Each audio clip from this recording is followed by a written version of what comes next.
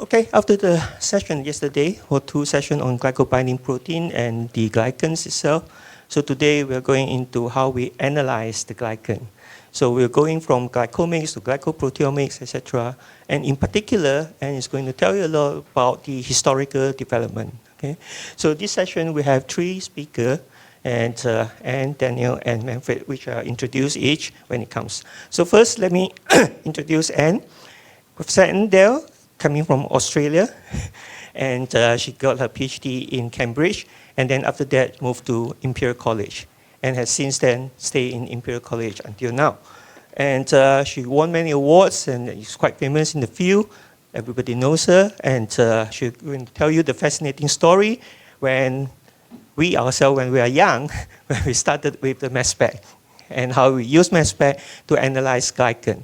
So among the awards that she got, is plenty. I just want to mention that she did get the IGO award, which is the IGO award, in 2005, and then the ICO, which is the other one, International Carbohydrate Organization, Whistler Award in 2004, and then also she is now a fellow of Royal Society, British, and then she's involved in a lot of BBRC council. So I would not say too much, and I'll leave Anne to tell you about her work as well as all the historical development. Okay, thanks.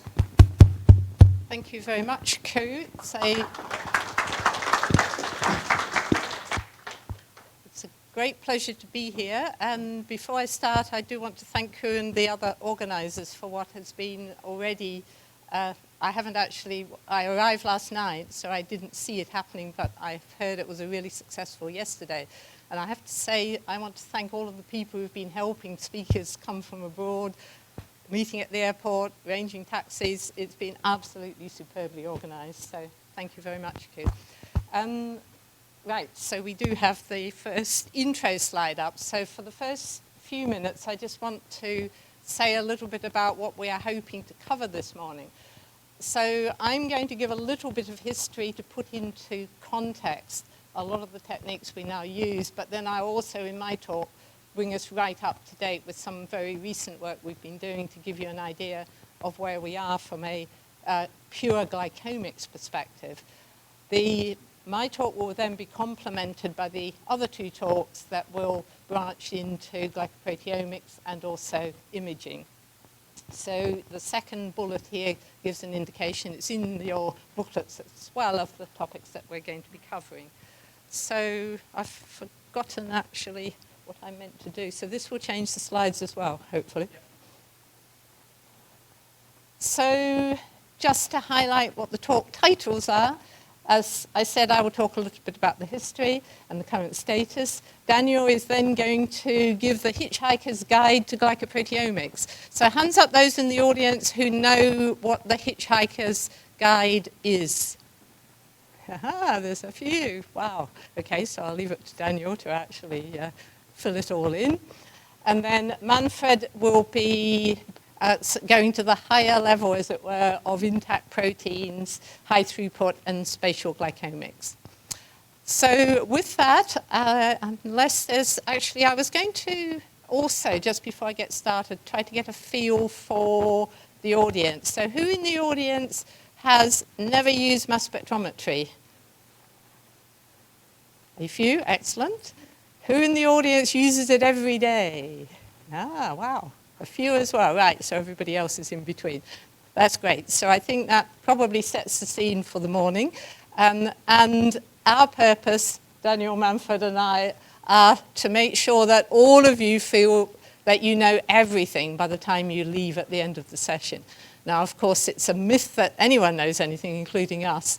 But the idea is that what we're going to try to do is to tell you how and why. Obviously not with the great detail that's needed to do it, but at least if you know how and why, that you then know what to read or who to talk to, okay? So that's the plan. We'll have roughly, assuming we all keep nicely to time, roughly 10 minutes each of us for questions and discussion, and Ku is going to keep us all in charge in terms of timing. The clock, I gather, doesn't work at all, the nice big green one on the walls, so we will estimate as we progress. Okay, so if I could have the first slide for my talk, Thanks. Okay, so what I'm planning to do, as I said, and I'll have a slide in a minute covering the topics so that we don't all get off track, is to talk a little bit about the history of where we are and then bring us right up to date. This picture here, for those of you who haven't been to London and visited Imperial College, shows the South Kensington part of London where Imperial College is located, and it is essentially all of this here with lots of museums around and a lovely park at the top. So do come and visit. Anyone is always very welcome to come, as happened when I first started out in glycomics, as I'll show you in a moment. So this slide here is just highlighting, for the few of you who put your hands up that you haven't done mass spec at all, that there are lots of ways of going from having a sample to getting data that is meaningful in terms of the glycan composition, where the glycans are on proteins, etc. So all of these pathways, and this is a very simplified set of pathways, can be very confusing, especially if you're trying to understand from the literature, because everyone has their favorite pathways and will always promote those pathways. So the idea this morning is to give you an impression of which you should choose and what is potentially relevant for the project that you're involved in. So what I will be focusing on specifically is how can we take a sample, whether it is a band on a gel or whether it's a purified glycoprotein, for example, perhaps an immunoprecipitate that's been purified, or indeed whether it's a population of cells or organs and tissues. How can we take any of these kind of samples and put them through a realistic, from an experimental point of view, set of procedures that allows a wide variety of people to use these technologies so that they aren't limited to having to go to a very specialist laboratory like ours, that you can actually try it yourselves. So this is going to be the focus of my presentation today. And the topics I will be covering, firstly, as I said, historical perspective, particularly highlighting permethylation as a technique. It's a very simple chemical technique. Many people in labs that aren't set up to do chemical experiments, in other words, biochemical labs or biology labs, are often reluctant to try permethylation, but it is a very straightforward procedure. So I would encourage you, if you are venturing into glycomics, to try it. You'll be potentially very surprised. It actually works very well. To highlight the methods that we're using in the applications, I will show some snapshots, a few slides, just covering a few of our projects over the last 10 or 15 years, just to highlight a couple of key points about the methods. And then to bring us up to speed with what's actually happening, as it were, today, the last section of the talk will focus on one of the projects that we're involved in at Imperial, looking at the potential importance of glycans in premature birth. And as I pointed out at the bottom here, although my talk will nearly all, apart from the very beginning, focus on mammalian glycoproteins, the methods are applicable to any glycoconjugate, provided the sample can be taken out from the top right-hand corner of the previous slide and put through a permethylation process. Okay, so a little bit of history, a bit of history of my life actually, that goes back to the 1970s. And back in the 1970s, mass spectrometers could be used for molecules that were volatile. Pretty much everything that was being done in mass spectrometry at that time required the sample to be turned into a volatilized sample before it was ionized. And that excluded essentially pretty much all biological molecules other than the small metabolites, steroids, etc. And in the late 1960s, early 1970s, Howard Morris, who initially had started at Leeds in the UK, actually as a PhD student, with ideas that a mass spectrometer could be used to sequence peptides, peptides, which was an unprecedented vision at that time. By the mid-1970s, he had pioneered the development of mass spectrometry equipment which was capable of analyzing high-mass ions. And at the same time, he helped to pioneer, and in particular exploited, the technology of Mickey Barber and colleagues at the University of Manchester Institute of Science and Technology, a technique called fast atom bombardment. And I'm going to focus the first 5 minutes or so of my talk on fast atom bombardment, because even though it's hardly used now, everything that we now do in MOLDI in particular based glycomics, but also some of the electrospray glycomics, has its roots in fast atom bombardment, and all of the methodology has its roots in fast atom bombardment. So the really key thing was that by the time the early 70s came along, and particularly from about 1975 onwards, it became possible to look at large polar biomolecules like glycans. And all of modern glycomics is based on this molecule. So this is an amazing molecule. It's called, or at least I think it's an amazing molecule. It is called methyl glucose polysaccharide, or MGP. And Professor Clinton Ballou, who passed away now sadly, but was one of the absolute giants of carbohydrate chemistry of the last century, he was working on a whole variety of polysaccharides, glycans, glycolipids, etc., from Mycobacterium sphegmatis. And the reason I think this molecule is amazing is because it is a unique oligomer in that it is not a mixture. It is simply a defined number of sugars. It is modified at the reducing end with glyceric acid. And before it became MGP, i.e. when it was in the Mycobacterium, it actually was a glycolipid. And Clint had removed, or his lab had removed, the acyl group that was on the glyceric acid, and also acyl groups that were on these sugars here, the glucoses. And I'm highlighting that because I'll come to that in a moment. So Clint came to my lab having learnt through the grapevine that we had this technology that would analyze high molecular weight, or fairly high molecular weight oligomers. And here is indicated what he believed was the composition of this molecule.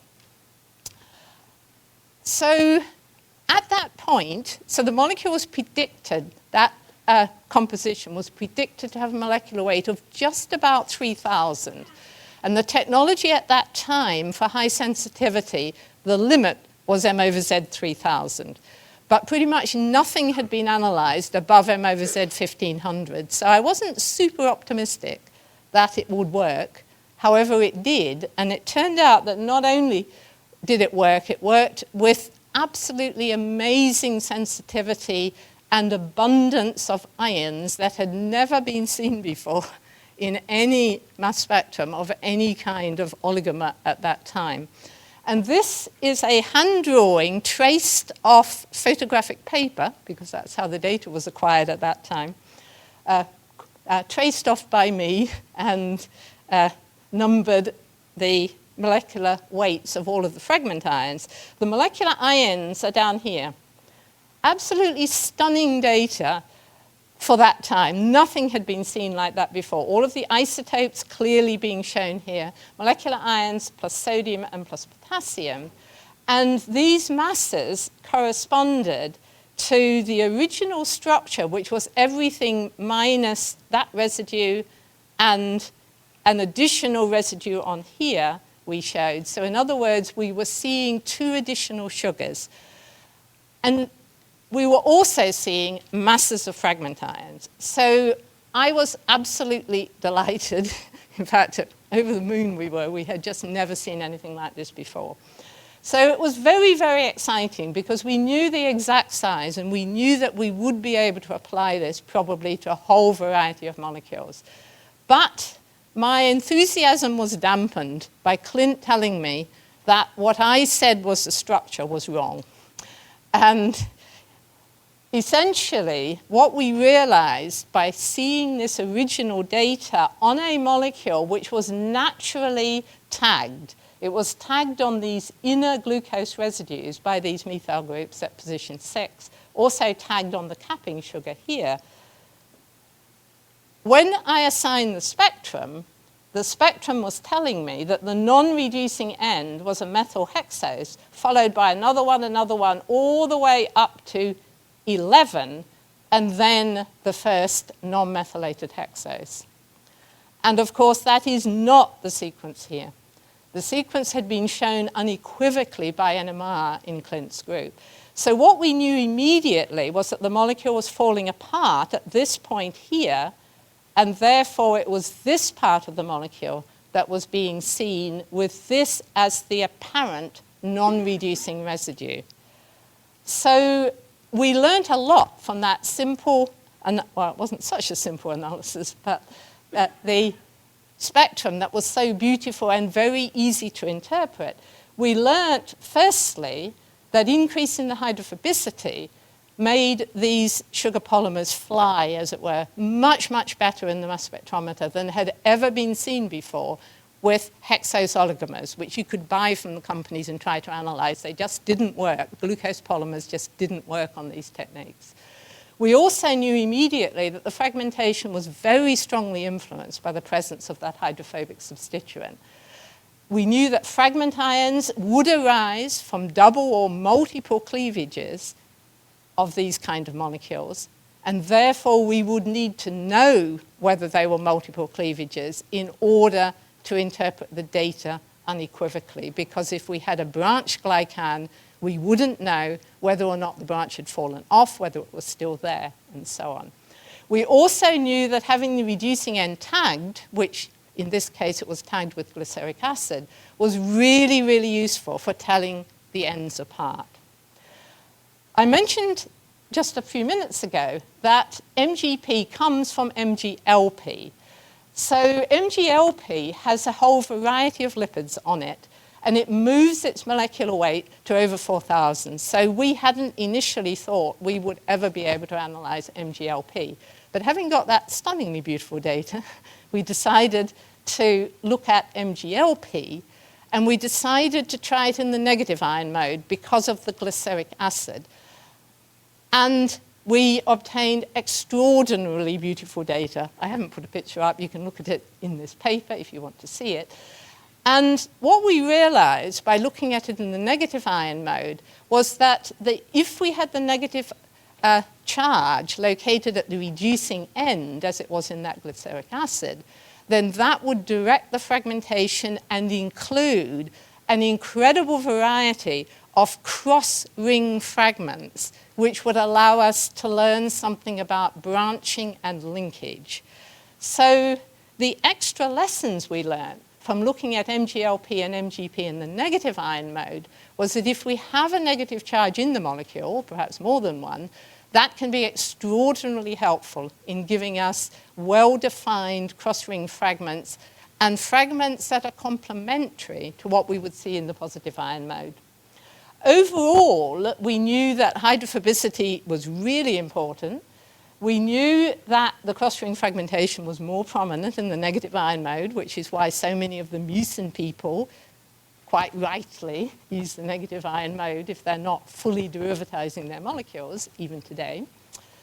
Having the reducing end tagged with a negative charge ensured that we had dominant reducing end fragments. It also told us that if we were to put a tag in that would have a positive charge, then that would do the same. And that, again, is the foundation of a lot of the tagged molecules that are currently used in high-sensitivity glycomics.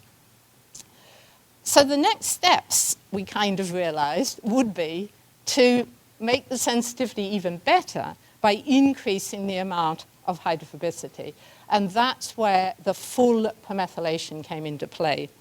And I was very fortunate that soon after Clint was in our lab, we were visited by a whole variety of people with samples that gave us the opportunity to look at pretty much every class of glycan and what we could analyze with the methods that we had available. Plant cell wall polysaccharides, for example, bacterial glycoconjugates. But what I've chosen to show you today, and I found particularly exciting at the time, was the introduction to mammalian glycoproteins. And this was done through wonderful colleagues, Minoru Fukuda and Michiko Fukuda, from what was then the La Jolla Cancer Research Foundation, when they provided me with samples of these absolutely wonderful molecules, like these long polylactate chains on what is called band 3, which is the blood group carrying glycoprotein of red blood cells. And we realized that the fetal and the adult were different in that these were linear and these were branched. The little I, big I antigen that had been characterized by others, including Sen Hakamori and Tenfezi, with respect to antibody binding. We also looked at these lovely molecules with lots and lots of fucases on, and in particular identified Salar Lewis X here on these cancer cells, but also on neutrophils, which of course predated the discovery of the selectins, so it was wonderful 4 or 5 years later when the selectins were characterized. I just want to point out the key down the corner here for those who are not familiar with the colors and the symbols, because I'll be using these throughout, with the exception of a couple of early slides where we had different colors. Okay?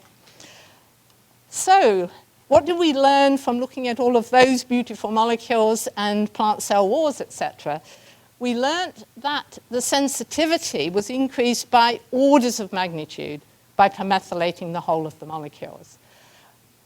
We were also able, especially if it's a eukaryotic glycan, to define unambiguously from the molecular weight the composition, because the individual permethylated sugars have very distinctive masses, more distinctive than the non-methylated. So there's no ambiguity normally in these compositions. We knew that there were very predictable and totally reliable fragmentation patterns. And what that means is that we can use not only the fragment ions, but also the absence of fragment ions to tell us about structure. So if we do not see a fragment ion that corresponds to a particular composition that we're looking for, we know that it isn't there, or at least it's not there at the sensitivity. And we always have a pretty good idea of what sensitivity we're working with. There's absolutely no ambiguities for multiple cleavages because of the internally derived fragment ions of fewer methyl caps. So if you're a newcomer to the field, I would urge you to read this review I wrote in 1987. I know it might seem very old, but it actually has all of the basic principles of FabMS, which are all applicable to moldy MS today. I think it is behind a paywall now, but it's not that expensive to buy it. There's a few coffees. So with respect then to the history and jumping up almost to the present, the big change in the 1990s was the slow phasing out of fast atom bombardment with the introduction of MOLDI and electrospray.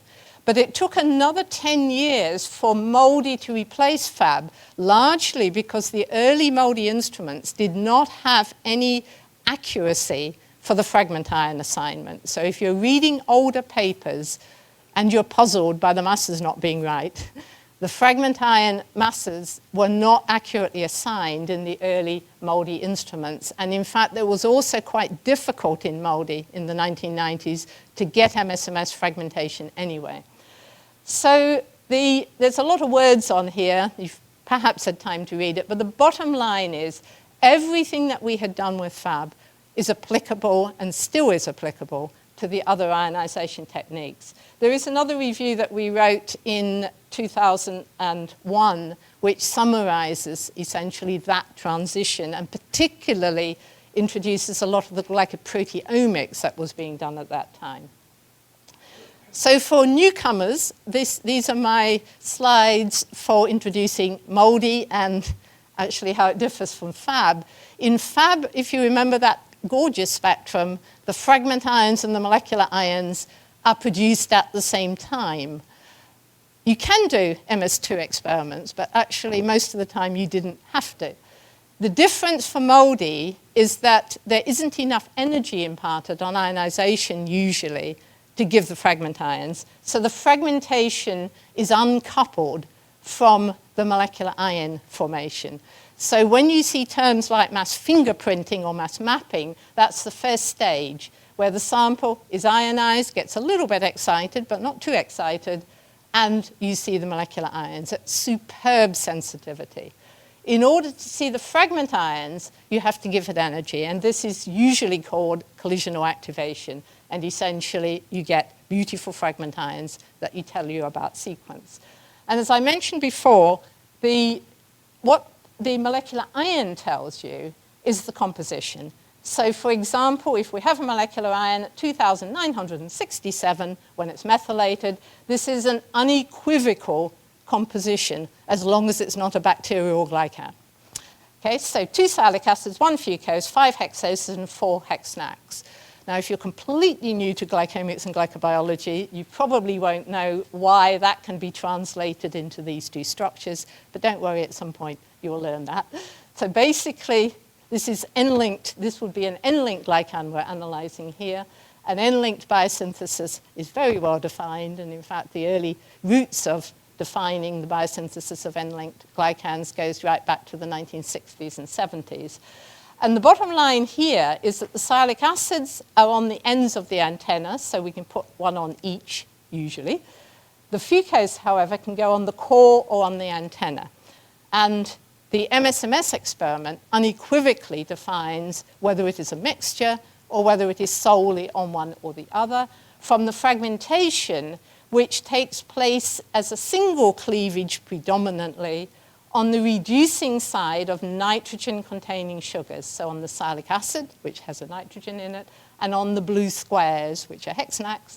And we get very, very clear fragment ions from showing the charge on the reducing end of the molecule up here or the non-reducing fragments down here. And that is the basis of moldy glycomics. Mass fingerprinting of the molecular ions and these beautifully clear fragment ions. So even when life gets complicated, we can still come up with answers. So this is a typical moldy spectrum or series of panels showing the masses. I know it's small, you're not intended to read it. We're showing the masses all the way from about 1,000 down at the bottom all the way up here to over 5,000. In fact, it keeps going to over 6,000. And what I'm showing here is that you can see that there are hundreds of different glycans. In fact, there are thousands of different glycans. And these are all incidentally on a single protein. It's on a protein called glycodelin A, which is isolated for amniotic fluid. And glycodelin is a relatively small protein. It's only about 18 kilodaltons.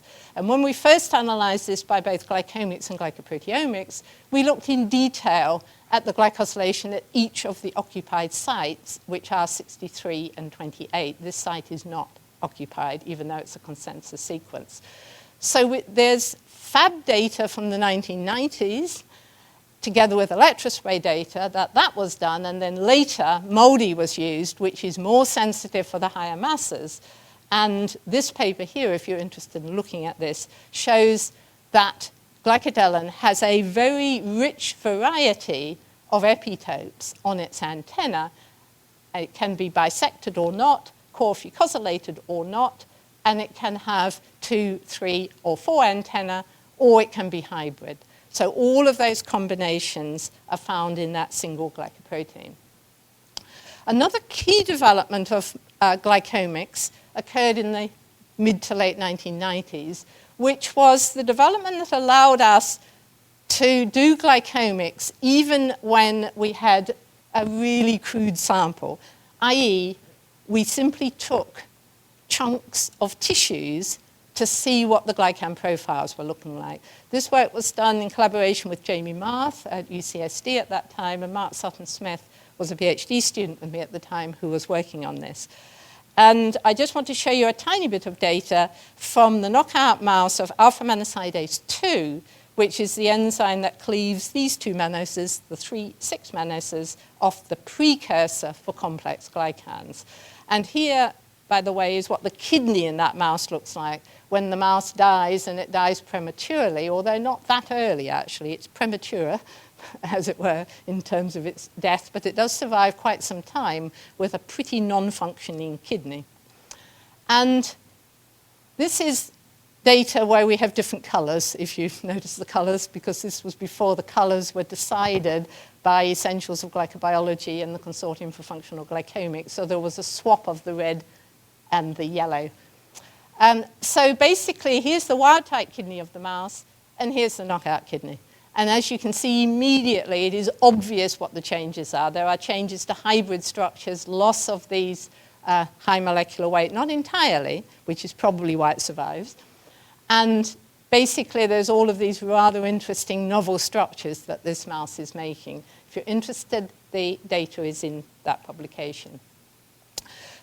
So just to pause for breath before we come on to a couple of additional examples, and I hope I'm doing all right for time. How much longer have we got? Yeah, okay. I'm just reproducing the earlier slide with just a tiny bit more detail in case those who are more experienced are wanting to know what happens in between here and here. That essentially we reduce and carboxymethylate the sample, which can be a real complex mixture, or it could be a nice pure glycoprotein, in order to make it readily digestible with trypsin. Then, once we've done a trypsin digest, we remove the N-glycans with P and GAs F, and we remove the O-glycans separately as a second step with reductive elimination methods. These are very standard methods that everybody has used in the structural glyco world for 20, 30, maybe even 40 years now or more. Key steps, though, are the permethylation before we go into the mass spec and the data analysis.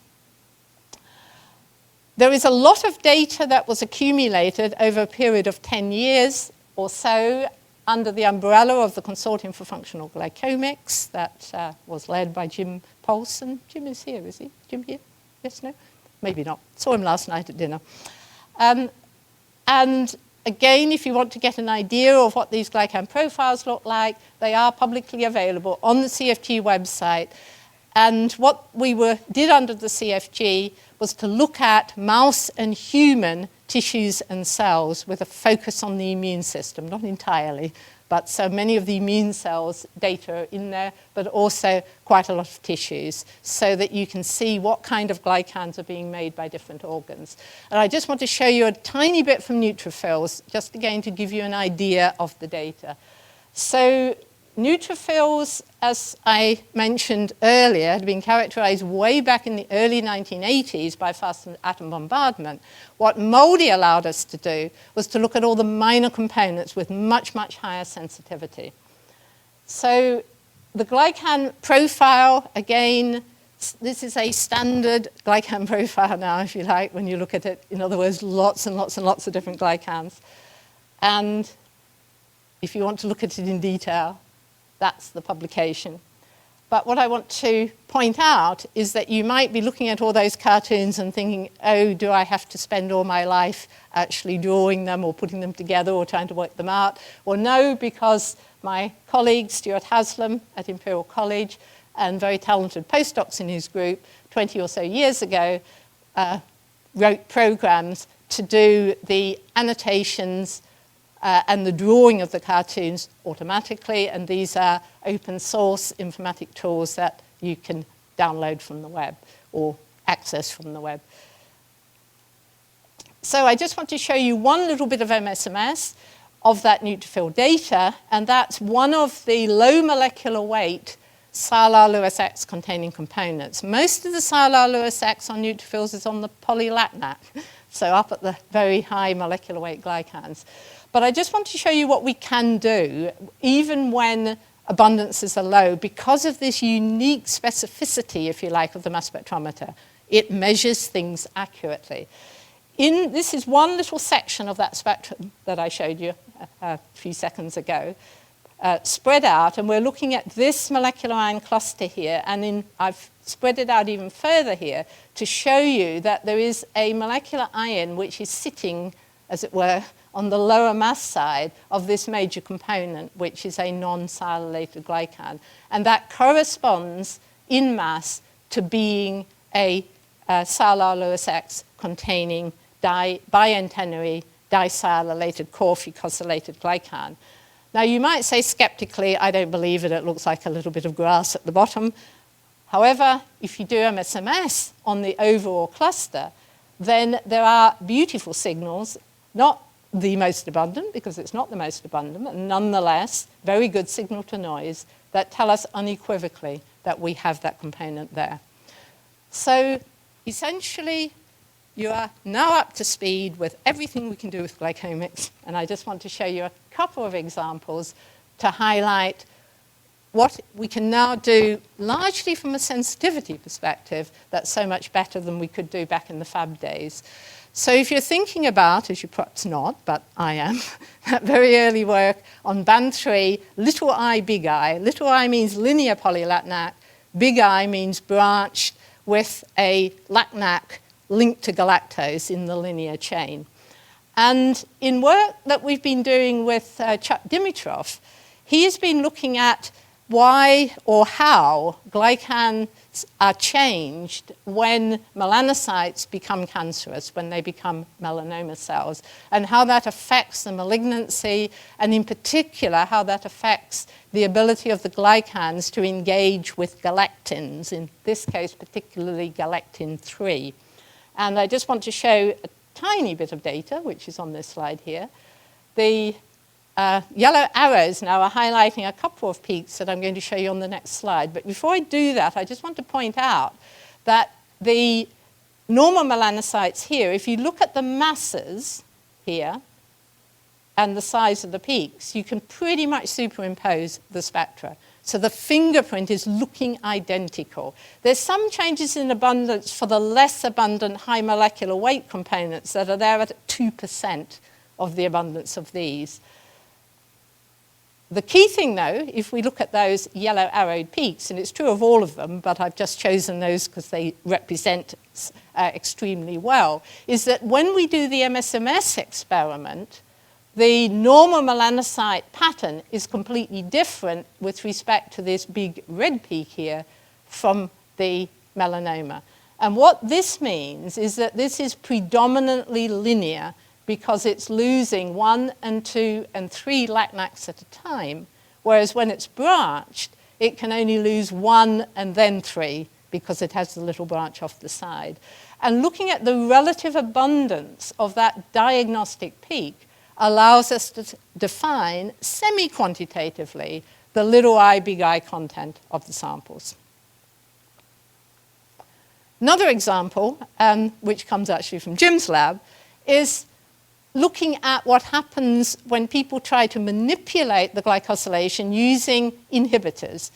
And Glycomics is perfect at showing what might happen when you do that. And I just want to give an example here. This is a metabolic sialyl transferase inhibitor. It has a fucose at this position here. This is the glycomic part of the glycome of the control cells, and this is what happens when you use the inhibitor. So all of the diamonds vanished. That's what's expected. But, of course, what we're seeing is what has happened as a consequence of all of those sialic acids going. And essentially what's happened, lots and lots of fucose on the antenna. Antenna are all growing. So be careful when you use your inhibitors. Don't think, I've got a sialyl transferase inhibitor, so therefore I've got everything the same as it was before. It's just not got sialic acid on. No, it's got potentially a lot of other things happening. And then the final example I want to show is to illustrate glycomics from bands on gels. And this is work of Matt Shoulders at MIT, where he's looking at the unfolded protein response and how that might have an impact on glycosylation.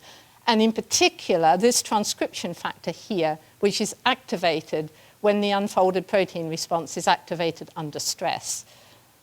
Again, if you want to know the detail of the science, the reference is there. But what I want to show you is just how you can actually take a reporter glycoprotein that is being looked at to see what's happening to the glycosylation and just simply cut the band out of the gel and analyze it. So these are hex cells, actually. So this is the reporter protein. It's a small adhesive protein called CD2. And it runs, actually, separates on the gel, which is quite remarkable, into the small oligomannose glycoforms that are B, and A is slightly more complex, as you can see. When the cells are stressed and this transcription factor is activated, then it's a single band only, and the glycans are much more complicated. And in fact, you can then delve into the kinds of things that are happening with respect to the glycosyltransferases. So the same methodology is used for gel bands as it is used for cells and tissues. I think I'm doing all right, aren't I? Yeah. So I now come to the final, and if I'd run out of time, I would have stopped. But what I want to do, since I do still have time, is to tell you a little bit about work that we're doing at the moment at Imperial College in the March of Dimes. It's a US charity, so Americans in the audience are probably familiar with it, which is a charity that funds research and help to families of premature birth babies, and trying to understand, the aim is to try to understand why there is such a high incidence of premature birth and why the incidence has not improved with improvements in health of the mother. So there's a very, very high level right across the world of premature birth. And it's known that the rates actually vary from country to country. They're known to vary depending on people's blood groups, actually, for example. Okay, so what I want to do, if I can get this to work, yes, is to just give you a few examples of data that we're getting, largely to show you what can be achieved with the methods. So I'm not going to talk anything about the bigger picture of what's being done, other than to highlight that this is a very big, as it were, center at Imperial College that has been funded. And the key PIs are Phil Bennett, Lynn Sykes, and David McIntyre in the medical school and the hospitals at Imperial, where there is a high-risk birth center. And what I mean by that is all women who are diagnosed potentially as being at high risk as a result of what has happened in previous pregnancies or previous miscarriages are referred to this center. So all of the samples that I'll be telling you about are from high-risk women.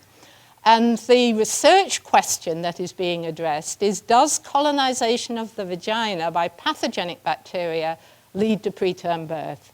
And there are some very good and sound reasons why that is a valid question to ask. I just don't have time to talk about the background. I do want to just mention, though, if you're not aware of this, that although it had always been thought until relatively recently that having a microbiome in the female reproductive tract was bad, in other words, it was only because of infections, is absolutely not true.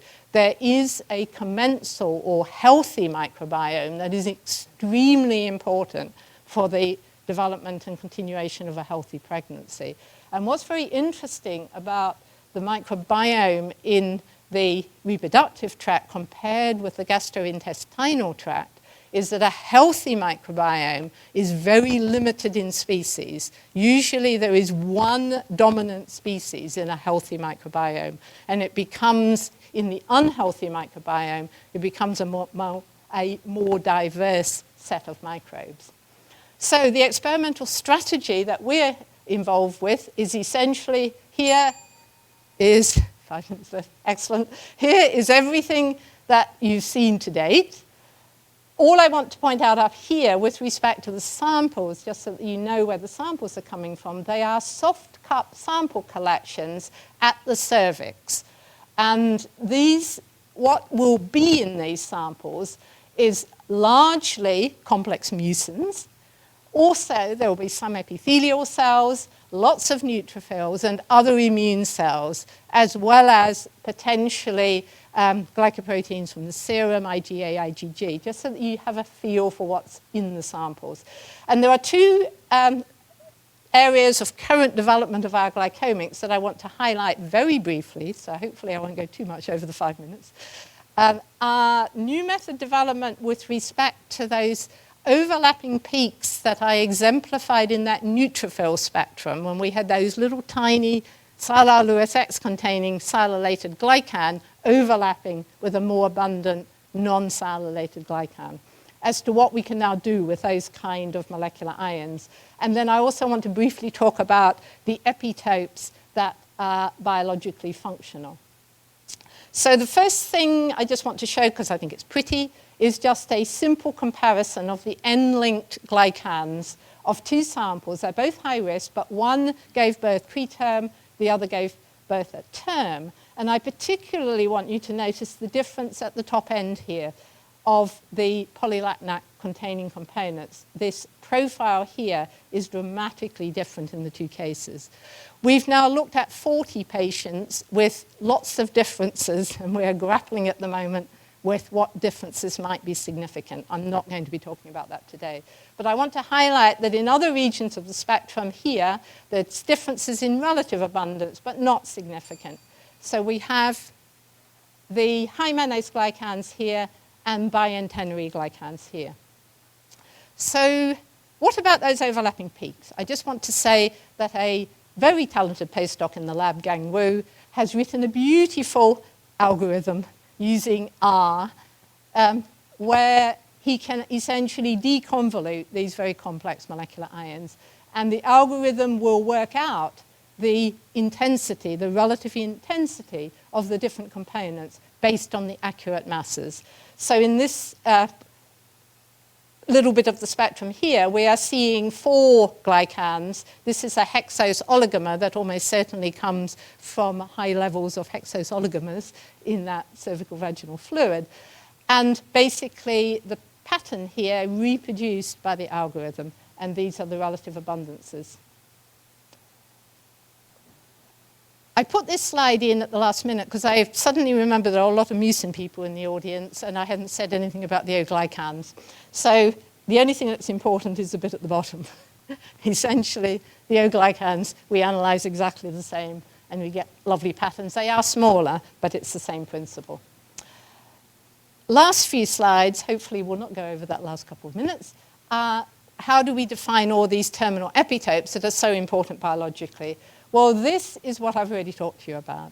I showed it with the neutrophils with the sialyl Lewis X. What we can also do, if we're looking at the polylacnate components, and this is incredibly powerful for these kind of analyses, is to use an enzyme that everyone has used for 30, 40 years, endo-beta-galactosidase. Absolutely lovely enzyme because it cuts those linear polylacnate chains. And therefore, you can see all of the non-reducing ends of the polylacnate chains. And this we're calling the glycan epitome. And basically, I hope you can see this here. If, depending on where the modification is, the enzyme won't cleave. So that's why we get the longer epitopes here. And we can ask ourselves questions about the level of fucosylation as to how much blood group is there. Is the blood group in tandem with other epitopes, like, for example, blood group A here in tandem with a Lewis structure. All of these structures are present in abundance. And I wanted to finish with Ku, because Ku did his PhD with me, has gone on to a stellar career here, has worked so hard to organize this meeting, but is also able to do wonderful science at the same time. And Ku has taken some of our methylated samples, the ones that I already showed you data on, and he's using his Orbitrap here to look at the fragment ions and then to fragment them again, which is MS3 for those who are new to mass spectrometry. And what he can do with this MS2, MS3 is he can then quantitate all of the individual isomeric forms of the compositions that I was showing you on the earlier slides. So Lewis A versus Lewis X, for example, which, if you're familiar with this, you'll know what I'm talking about. So Ku has promised that if you have any questions on this, he will answer them in the question time. Some of these observations are in this paper. And just to finish, I just want to say that my colleagues, Daniel and Manfred, are going to highlight a bit more of the yellow-colored bits and everything else that's on here, plus extras in their talks. And thank you very much for your attention. Thank you, Anne. So we have plenty of time, 10 minutes. schedule for questions and answer. Anyone wants to start off with? Sure. And thank you for a very informative talk. You mentioned that this have a tag at the reducing end, or sometimes people do the reduction. It's very important because that enable you to tell you which size the reducing end, which size non-reducing end. But how about this non-reducing oligosaccharide, which exist in abundantly in plant? Some of these oligosaccharides are non-reducing oligosaccharides. So that you can't tag them, you're saying? So Yeah. Well, yes. I mean, if you can tag, the permethylated samples are just tagged with having a methyl group on, to be honest. So if they don't have if you can't put an additional substituent on the reducing end, that's not a problem, because you can interpret from the overall, as long as you fully methylate or fully acetylate, which can be another way of doing it, particularly if you're looking at bacterial oligosaccharides, it can be useful to acetylate. So it's not mandatory, it's just that it's extremely helpful, because it's not only differentiating, it also directs the fragmentation. So you get different fragment ions that are the reducing end fragment ions. Okay. So you just simply tailor your experiment to the sample you have. Does that answer your question? So ones that are non-reducing work beautifully. Are you thinking about things like tree halos, for example, at the reducing end? Yeah. Yeah. Yeah.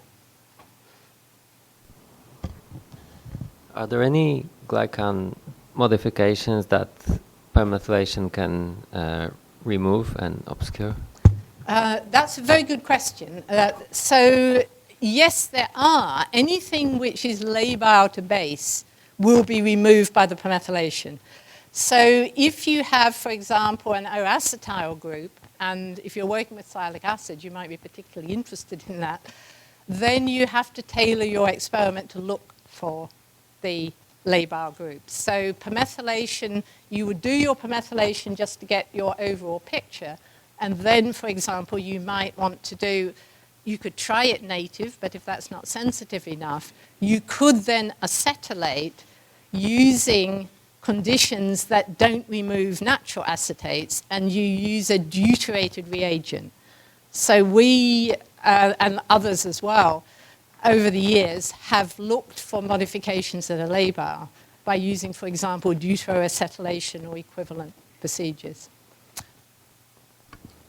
Interesting. You saw the difference between term and the preterm glycan patterns. Is there a difference between the gestational age of your so-called preterm?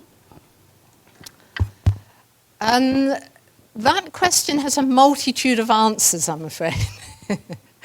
I'm not trying to be cagey, but I just need to say what we are seeing generally. So at the moment, we have about 40 individual women, and amongst those women, we have the 3 blood groups. And we also have different ethnicities, which we know affects term and preterm.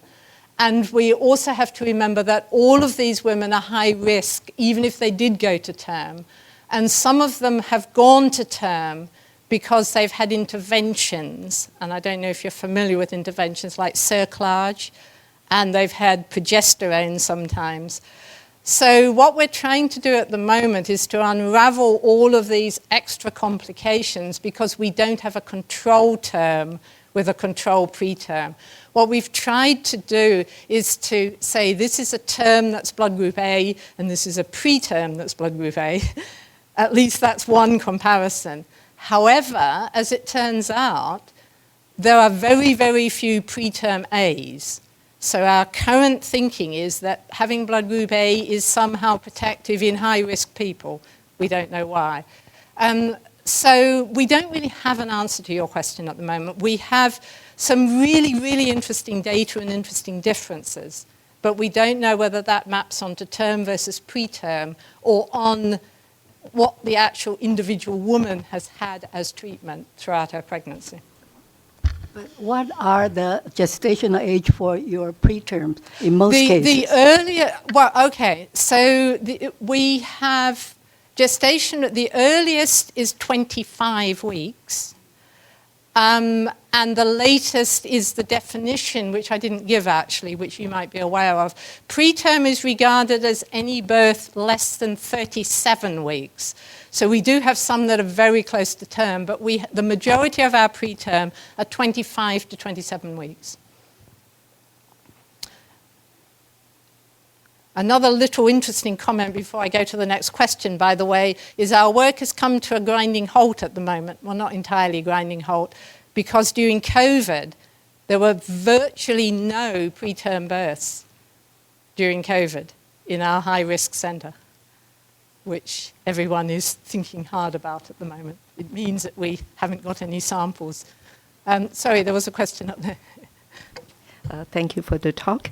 So you mentioned in the cervical vaginal fluid there are different cell types. So when you see the glycan, the differences in the glycan structure, is it on a specific cell type? Do you have to isolate them before doing the mass spec?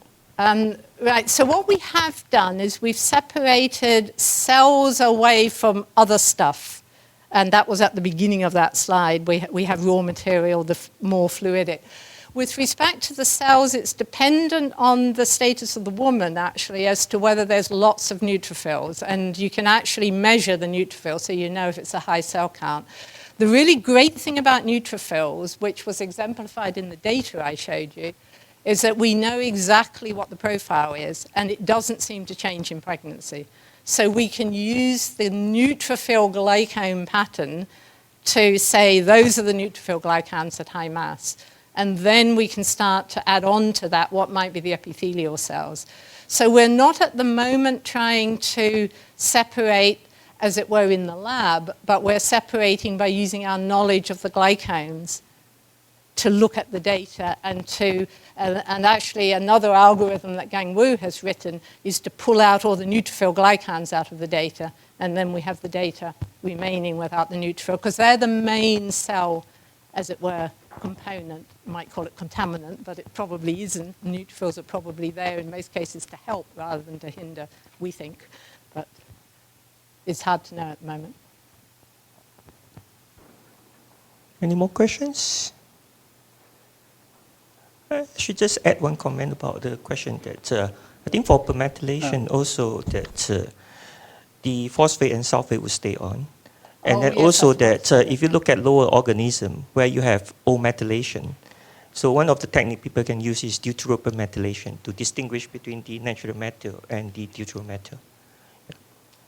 Yeah, I should certainly have mentioned that because Ku has done some lovely work on sulfur glycomics, optimizing the sensitivity for sulfur glycomics. Yep. Thank you for your information. Can you comment on how important for quantification of those fragments? Because in the signal of the MS, actually it's really not really reflected the really quantity of the species of the glycan itself. Yeah, so that is actually also an important question. It is true that the abundance of a peak will not directly map onto its abundance because obviously there are factors relating to the ability to ionize, etc. However, once permethylated, all of the complex glycans have a very similar level of hydrophobicity. High mannose glycans tend to be a bit different. Their abundance will not directly correlate with the complex. So the short answer to your question is once methylated, comparative quantitation is really accurate. If you're looking at a comparison of a set of glycans in one spectrum compared with another, completely reproducible and very, very accurate. But be careful comparing between classes. But if it's native, you're absolutely right. quantitation is totally meaningless. It's a bit like proteomics, where quantitation of peptides is meaningless unless you have standards for everything. Okay, thank you. Okay, I think in order to keep time, so we'll ask the next speaker. And the next speaker is Daniel Kolarich. And while he's switching over the computer, I'll give a brief introduction about Daniel's career. Daniel came from Austria, right? And then mostly he got his Doctor of Science in Austria, and then he did a postdoc, and then most importantly, he also went to Macquarie University in Australia to do a postdoc there, I think with Nikki Packer. And as you know, in the field, Macquarie University is one of the important centers for glycomics and glycoproteomics even today. And then he moves to Potsdam to be associated with Max Planck Institute of Colloids and Interfaces, and stayed there until 2017. Before, I think he likes Australia very much, so he went back to Australia, and now he's in this Institute for Glycomics in Griffith, taking up the leadership for this cancer glycomics and glycoproteomic initiative at the Australian Centre for Central Glycomics. What you call that A2CG? What do you call A2? Australian Centre for Cancer Glycomics. So, to be honest, I don't remember anymore. Okay. You got me off guard now. Okay. So Daniel is very famous for everything, and including the lot. You probably have read the Nature Protocol articles, and where they developed this method of PGC and this blotting to VDF, etc. And he's working on these glycoproteomics, and he is also one of the person that devoted a lot of effort to the Mirage. Are you going to say anything about Mirage? Yes. Okay. I'm going to mention it. Okay, so all time to you, Daniel. Okay, here we are. Perfect. Thank you very much, Ku, for this very great organizing this meeting here. I think I can already see it's going very, very well. Everything is working smoothly. And what I'm going to talk today is more about, my aspects of how glycoproteomics or the considerations in glycoproteomics that we need to be aware of, and also making you aware of the fact that you're not going to solve everything the way that you want to solve it. Yeah? So be aware of the fact that sometimes you will not be able to answer all the questions that you would like to answer from your spectra. So let's get started with some of the basic considerations. First of all, why are we looking into the glycocode? And that's the beauty of this conference. I don't have to explain too much about that. But one particular aspect that I want to point out is that while especially proteomics people tend to look at this very linear way of the genome essentially defines a transcriptome, and that essentially defines the proteome in one or the other way. If you're starting looking at the glycosylation on there are a lot of other factors that in the end of the day will lead to the way how the glycoproteome, how the glycans are actually shaped on a cell. And external signals will impact how the metabolome will look like, will impact how essentially the rest in there looks like. And that's where glycosylation comes into place, because glycans are being influenced by all of the different factors, and the way how the glycoproteome will be shaped in the end of the day will be a consequence of these, in addition to the genetic, transcriptomic, and other factors that we have there. The other part that we need to think about when we want to look at glycoproteins is we really need to think about, how are the glycans attached to? And there are so many different types of glycans, and Anne already provided a great overview of what glycomics is looking usually in terms of O glycans and N glycans. There are, of course, glycolipids as well that are quite important, but if we're looking at glycoproteomics nowadays, we are pretty much focusing on N glycans and O glycans that are quite traditional. We hardly look at GAGs or any of the other really, really interesting glycans that are out there. And we differentiate them by what they're attached to, whether they're N and O linked, and there's so many different versions of that, but also essentially there's a difference of what is the first sugar attachment. Yeah, N glycans and O glycans are the ones that everybody thinks of, but there is O-fucose ones, O-mannose ones, O-glucnag ones, which are different type of glycoproteins, but glycoproteins nonetheless. So depending on where you're coming from, what your particular question is, you're going to have a lot of different opportunities to already decide in which direction you want to go and which direction you need to go for your project. If we need, and if we want to understand glycoproteins, we need to think about a lot of different aspects. We want to identify the protein, ideally also want to quantitate the protein, and that can very often be done purely on non-glycosylated peptides as well. We want to know the size of glycosylation, which for N-glycans is usually not the biggest question because we have an N-glycosylation motif that we, in most cases, is just present as one in one particular peptide. But very often we want to know the site occupancy as well. This is something that is not talked about very often. To which extent is a site actually glycosylated? 50%, 90%, 100%? What are the types of glycan present on a specific site? So the heterogeneity, the microheterogeneity on a specific site is important. And what's the quantitative distribution? A lot of the glycoproteomics tools nowadays give you an ID. They identify the specific type of glycopeptide, but actually not a lot of them really give you an overview what is essentially the major type of glycosylation present to 80%, to 70%, to 1%. And this is something that can be actually quite interesting to look at what's the quantitation difference of glycosylation structures or compositions on a specific site. And also, most but not least, in glycoproteomics, in most cases, you will just reliably able to say a composition rather than a structure. And this is something that I see a lot in reviewing papers, that people very likely overinterpret the spectrum or put structures onto the glycopeptides without having any additional support that actually gives them an idea whether this is a 2,3 linkage to 6 linkage of acylic acid, whether this is essentially core fucose or whether this is a Lewis fucose. And be mindful, there is essentially, especially in positive mode, a lot of opportunity for Lewis fucoses to pretend to be something else. Okay, and of course, in the end of the day, we want to know this not just from a single protein, but we would like to know this in a system-wide context. As important as it is to know this for single glycoproteins, in the glycoproteomics experiment, you usually would like to look at it in the whole context of the cell. And these are, especially these three parts essentially, are the ones that are very specific for glycoproteomics and that proteomics people usually don't have to think about. One other aspect that we need to think about is actually the fact that the variation, the number of unknown factors that come into place are so much higher in doing glycomics and glycoproteomics compared to proteomics.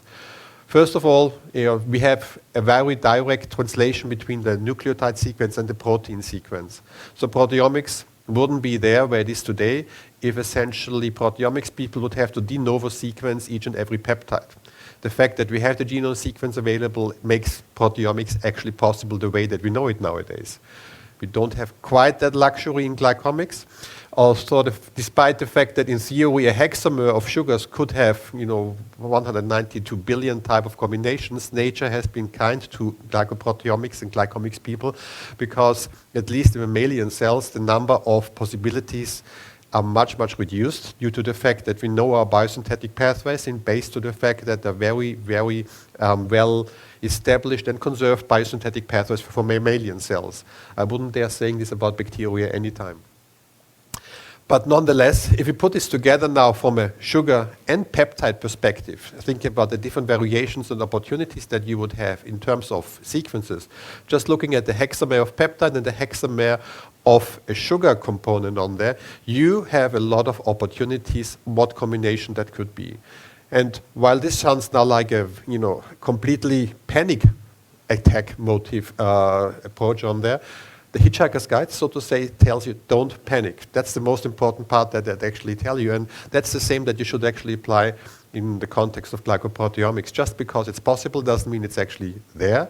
And also the fact that nature has been able to actually use glycans in such a way to make so many more biomolecules out of a comparable simple set of potential proteins that we have on there is actually the opportunity that we have in glycobiology to understand where the glycocode actually comes into place in defining cellular life. And of course, if you start thinking about the different extensions that the sugars are going to have on there, that's where the challenge comes into defining that. Also, just a reminder there, the fact that this is a non-template biosynthesis, and it's always something that you have to explain to non-glyco people, that there is no way we can actually predict how it's going to be. We have biosynthetic pathways that allow us to say it, but we need to actually really look at the glycans in the end of the day to understand what is happening in there. And in that way, glycosylation for me is essentially my inverse way of playing Lego in one or the other way. I see that nature's way of having a very distinct set of building blocks, but out of these building blocks being able to do two very different things. You take the same building blocks, but depending on how you put them together, you get functionally very, very different aspects. And what we're doing in glycoproteomics and glycomics in one or the other way is taking these things apart and trying to understand what has actually nature been using to put these things together.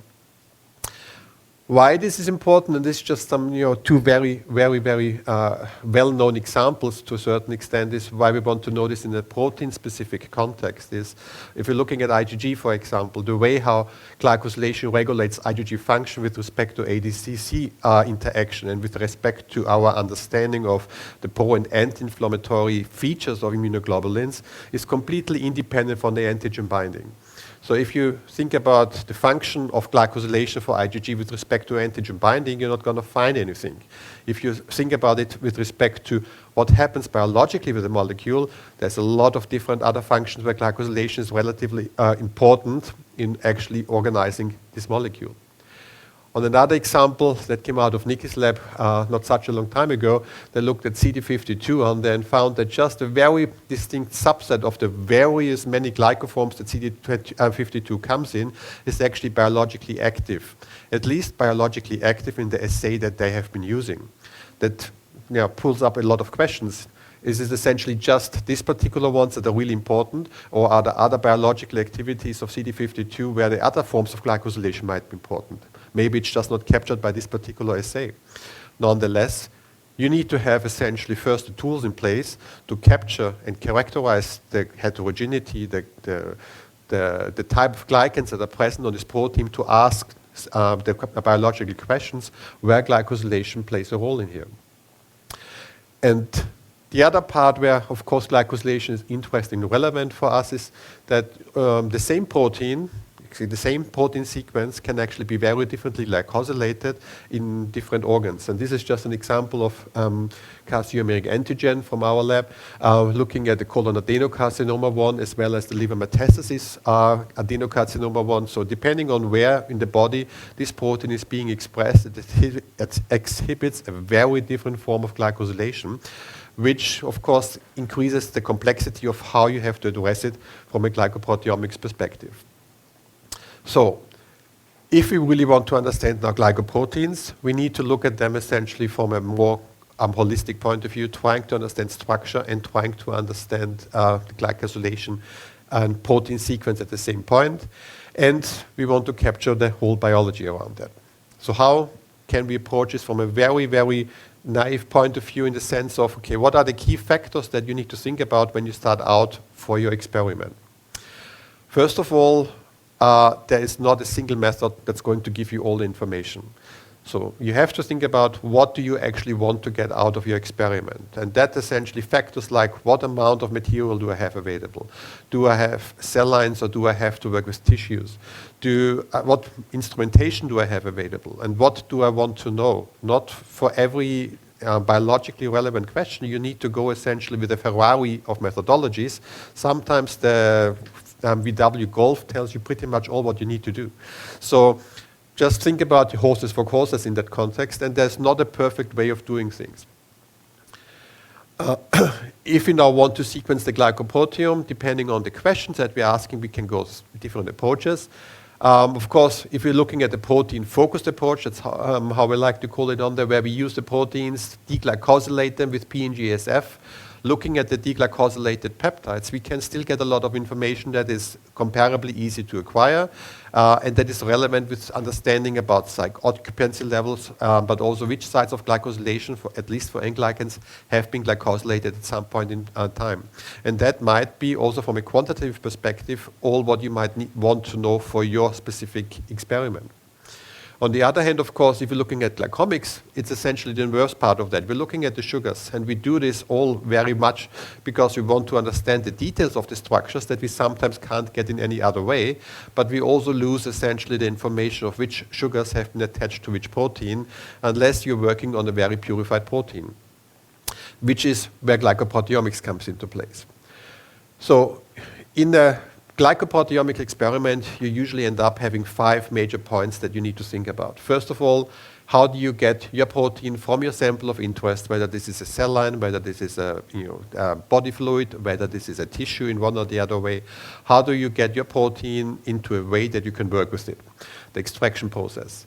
The second part is, okay, how do you fractionate your samples? What do you do in order to get your glycopeptides, your glycoproteins in one or the other way separated? Do you use Hillig enrichment? Do you use another form of enrichment? Do you digest first before you do enrichment? Do you digest later? So there are a lot of different combinations that you can apply in this particular part before you get actually to the cool part about actually using the mass spec finally and acquiring the data. But even there are a lot of opportunities and a lot of different ways of how this can be done, also different technologies that are out there. And then once you think you've done it, actually the work starts because you need to actually analyze the data. You need to look at the data, and you need to make sense out of that, and that's a question for itself, but it's also important in the end of the day, and I'll put this out specifically to have good reporting practices. This is something that is becoming more and more relevant and more accepted, luckily, but I'm pretty sure everybody of you had at some point the experience that they were looking at the paper and were just wondering what enzyme did they use or how did they actually do it because it's not properly reported in there. But if you think about it from that perspective, all the data that we are actually acquiring nowadays might be amazing, might be great, but in 10 years' time, somebody that might actually be able to use this data for a completely different question, whether it's a bioinformatics person that wants to develop a new algorithm, can't actually use this data properly if they don't have all the information properly reported in the first place. So it's not just something that is important for the paper itself, but it's something that, in my opinion at least, is really important for having your research available for other people to use as well. And that's what I think research should also be about. Okay, looking at stage 1, we are picking this out a little bit on there. And this is a poster that you see from one of my students later this week, where we just tried a very simple question is how different do we get our results depending on the type of extraction methodology that we use. So we keep everything the same, but we just use different technologies or different ways of extracting the proteome.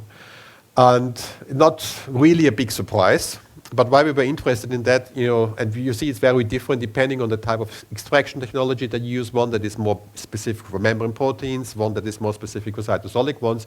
You're going to get enrichments for different aspects of different proteins on there. But the reason why we were also interested in that is depending on how you use your extraction technology on there, you're going to get a different glycome as well. Not like the structures are going to be completely different, but the type of intensities that you get for the different structures will be slightly different, at least in our case. So it's just you can mess up or you can make a difference between your paper A and paper B just based by the fact that the extraction methodology that has been used, even if it's the same cell line, even if it's the same type of body tissue in one or the other way, has been different. And if you want to know more about this, see essentially Pauline at the poster. For the second part on there, and I'm just going to bring some examples about how you can use protease and glycosidase digestions in a way to actually get you more information on your sample. So in the majority of cases, most glycoproteomics experiments would use a type of bottom-up approach. You would digest your protein, and Manfred is going to talk more about intact mass part later on, but for most applications, especially for complex mixtures, the bottom-up approach would be pretty much the way how people would go for it. If you use that and you use enzymes like trypsin, for example, glycosylation can actually impact the way how your enzyme can actually access the certain sites. And this is something we published a couple of years ago where we looked at secretory IgA. You can see that pretty much all of the glycans that carry core fucose were majorly on the peptide that has one miscleavage. And the glycosylation site, the N here is quite close to this, to the arginine that is being cleaved by trypsin on there. So in one or the other way, the presence of core fucose definitely impeded to a certain extent the ability of trypsin to cleave appropriately on this particular site.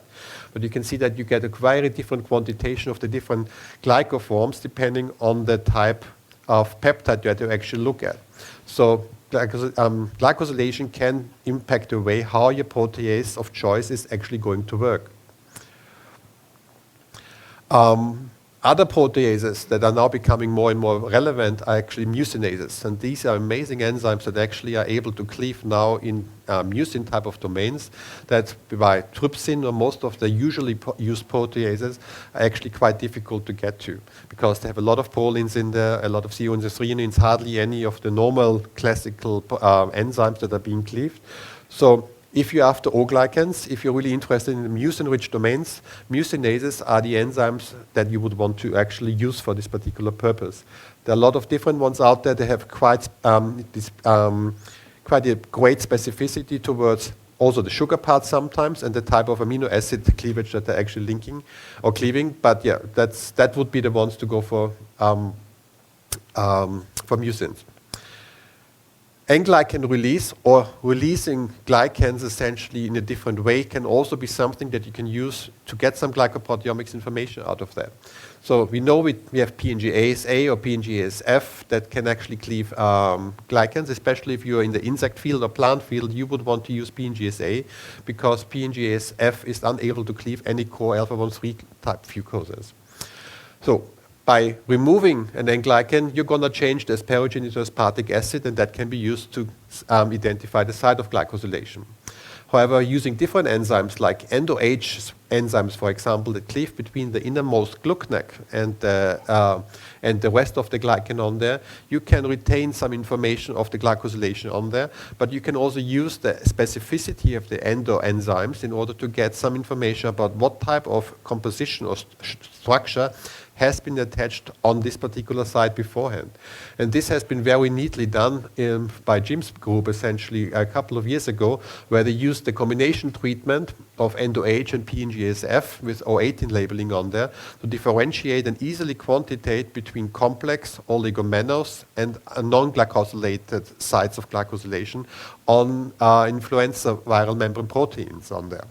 So that's a very, very neat and easy way to do this. Also not very complex. They were not interested in this part about what specific are the glycosylation forms of all of these sites. They wanted to know and were interested in complex oligomenos versus unglycosylated. And that's a very, very neat way to actually look at that. And you can see how the different sites quantitatively have been differing on there. And the reason why they could actually do this also quantitatively is because we were able to show a couple of years before that the glucnac itself doesn't really impede with the ionization efficiency of the glycopeptide compared to the larger structures in one or the other way. Okay, so enrichment and fractionation is something that in a lot of glycoproteomics experiments is used very widely. So I'm pretty sure all of you have heard about lectin chromatography at some point, about hydrogen technology, about HeLiC in one or the other way. All good and all very, very important, but none of them is perfect. So that's why I'm purposely saying enrichment, because all what you're doing is essentially fractionating and enriching, but you're not isolating glycopeptides. Because isolation, by my definition, would mean that all of them are being captured, and this is something that, in my opinion, is not something that can be achieved. Depending on what you actually do, there's a great review from Nick Riley out there that really summarized all the different type of glycopeptide enrichment technologies out there. They all employ different type of chemistries. They either use the hydrophilicity of the glycans, or they use certain features like the charge from the sialic acids for the enrichment, like the titanium dioxide, for example, does. PGC uses essentially also the hydrophilicity and in enriching glycopeptides and glycoproteins. Glycopeptides in particular on there. But then there are the chemical coupling technologies using essentially sugars that are being embedded within the glycan that then chemically can be pulled out, or other type of tools. So look, in terms of enrichment technologies, I can really highly recommend this particular review. Select the ones that is most suitable for your particular project, but be aware that it's always going to be essentially a compromise in terms of enrichment that you have to do. Okay, if we're now looking at the most important part, the data generation part, because without that, in the end of the day, you can't do a lot. There are different ways of how glycopeptides can be analyzed. And of course, the classical CID-based dissociation will not give you a lot of peptide information. It usually would give you a lot of glycosidic fragmentation from the glycan on there, but you won't get a lot of peptide information. That's where HCD comes into place from the collisional dissociation methods on there that really cleaves off a lot and it gives a lot of energy into the peptide, which usually allows you to get a very good idea about the peptide sequence as well. But you're going to be limited in terms of seeing a lot of information from the glycan. So kind of sequencing or getting an idea about some of the glycan compositions on there, apart from the calculating composition point of view, will not be really possible. ETD-based fragmentation technologies will remain the glycan intact, but will essentially really allow you to fragment the peptide backbone in a very nice way, and that's a very good way of getting much more site-specific information or site information, especially for non-N-glycopeptides. But usually works very well on highly charged peptides. So doubly charged glycopeptides, if you see them, would hardly ever fragment very well in ETD and give you a lot of information there. And then there are, of course, the kind of hybrid type of technologies that use ETD as well as a little bit of collision dissociation in there to give you more fragmentation information there. So there's a lot of different fragmentation techniques out there, and why I'm talking about them is that for glycopeptides, optimizing them is something that is not that easy, because there's a lot of factors that influence the way how glycopeptides are going to be fragmented. Usually glycans would fragment off first, and we did this a couple of years ago, where we actually looked at the optimal fragmentation for the different charge stages, and then you can see that every charge state has quite an optimal fragmentation energy that is required to order get actually a good coverage of the peptide backbone, because in the end of the day you need to understand the peptide backbone in order to be able to assign it to a specific protein. And of course we can use a lot of the different diagnostic ions to actually get a lot of information. So identifying a glycopeptide or as a glycopeptide is usually not that difficult, just based on the oxonium ions that you get in the glycopeptide spectrum on there. But getting essentially a good oxonium ion series as well as a good Y and B ion series of the peptide backbone, as well as a good capital Y ion series, is something that is requiring a good tuning of the instrument and optimal conditions. And why I'm mentioning is that important to actually not be aware of what can happen within the gas phase. There's a lot of things happen, and that can provide you with fragments that pretend to be something that they're actually not. And and it's nice to see that acetylation and methylation of glycans can actually also help us in glycopeptides. And here in that case, that was actually a natural form of methylation, acetylation on a flagellin from a bacterial species on there, where we did the glycoproteomics characterization. And when we looked at that, and that was done on an ion trap at that point in time, when we looked at the fragment spectrum on there, what you could see is essentially that we got nice glycosidic fragments essentially down there, and we did a separate glycomics experiment on there to understand that this is actually the sugar and the arabinose that is linked to a glucnec that is present on this flagellin. But when we looked at the fragmentation, we saw 2 Y1I fragments, one that indicated that the fucose is attached to the peptide, and one which indicated that the glucnec is attached to the peptide. So based on that, it was a little bit difficult to actually understand what's going on here, because on the glycomics part we didn't see that. Luckily, this bacteria also had essentially methylated arabinose as well as acetylated arabinose on there. And what we could really very nicely see is that as soon as it was acetylated, there was essentially hardly any gas phase migration present of this arabinose onto the peptide. And that's something that has been reported earlier as well, that acetylation actually pretty much abolishes this type of gas phase migration that you can see in the positive mode, in particular there.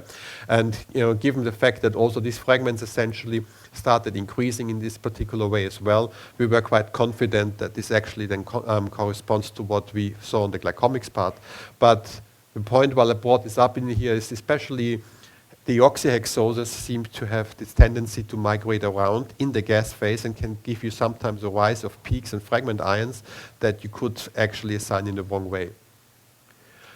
Okay, which brings us to the point of data analysis. And there are a lot of different ways of how it can be done.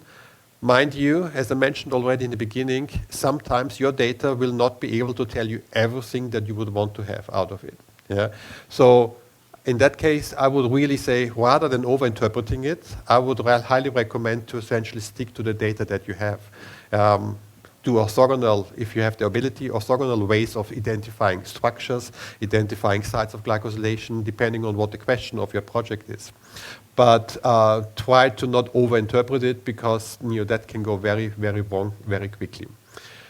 There are a lot of different glycoproteomic softwares out there, and the last couple of years has seen a lot of development in the glycoproteomics software development. I still, maybe I'm a little bit overcritical on there. I want to see a little bit more data coming out of them, especially being used by non-developers, but actually by people in the field on there, to actually believe much more how reliable they actually are. And there was a study that was led by Morton's team out of Macquarie that you might have come across in one or the other way, where we looked actually at how does the interpretation of glycoproteomics data look like in the different labs. And for that, 2 raw files of glycoproteomics data that have been acquired were sent out to people, and they were just supposed to analyze the data using their bioinformatics software of choice, which for a lot of the user parts was essentially Bionic. There was a developer part where different people used their particular software that they have been developing. And then the data was compared, and the outcomes were essentially compared of the different softwares and of the different participants on there. And the interesting part is that there were a lot of, and I'm sorry for this quality of this, that should be better. It looked better yesterday when I put this again in. So what you can see is essentially it was all the very same data file, but there was quite a difference in terms of how many glycopeptides and what type of glycopeptides have been reported across the different groups. And while I'm not going to go into too much detail with the paper, if you have a chance on there, there has been a comparably low number of very consensus glycopeptides that have been essentially identified across all groups, and there was a huge number of glycopeptides that have been identified by just a single group in one or the other way, which turns out that in the end of the day, there's some groups that did a little bit of data let's say, revision in the sense of actually looking at the data and not essentially accepting every glycopeptide that has been actually put out as a potential glycopeptide, and some that essentially did a little bit less work on it. However, Rebecca and Morton were then able to kind of use this data also to kind of devise a strategy, and that was just using Bionic, as it was the one that was mostly used by the users, to identify what would be the most suitable settings to give you a most reliable information out of there, but that are also usable in the terms of having a data analysis time of not 3 days in order to get your sample analyzed. That's all in the paper on there if you're more interested into that. But there are a couple of key components that essentially made quite a difference in the quality of the data that you could actually use. And one of them is also really defining the glycospace. So if you have an opportunity to define the glycospace, but not just adding each and every glycan that could be possible, but actually adjusting this to the type of glycosylation that you have present in this type of tissue, in this type of body fluid, in a more educated way, you can actually already improve your outcomes tremendously.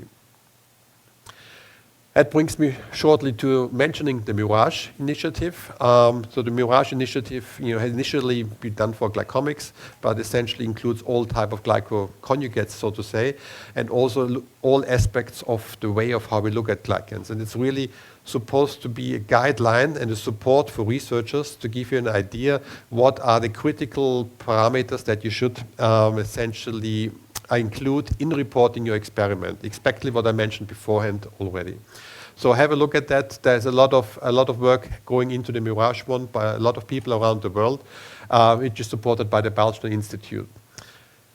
There are a lot of other glyco resources, and many of them are here. And there's a bioinformatics session later this week as well, led by Kyoko on there. So there are a lot of tools that can help you in different ways of getting information that's already out there, having different tools on there. I can just highly recommend to go and look at these at the informatics workshop tomorrow. So just now to sum this shortly up, look at these different ones. These are, from my point of view, the 5 most important aspects within an experiment that you need to look at, that you need to think about how are the best suited for your particular problem.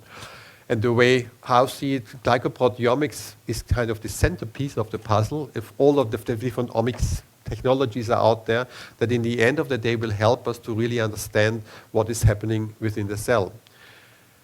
Let's finish this off with a quick example that kind of shows what you can do with this type of technologies and or what information you can get out. And that's an example where we looked at environment-mediated drug resistance in the leukemia cell line model. And the reason why we wanted to look at that is really to look at the first stages of acquired resistance and what is happening on the glycoprotein on there.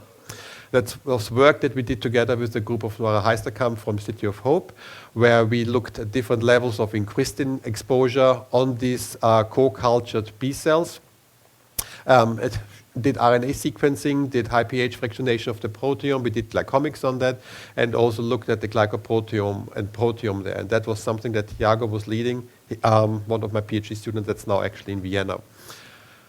When looking at the transcript and proteome part on there, you can see all the usual differences. I'm not going too much into the detail of that because there's a couple of logical things and a couple of things that were unexpected.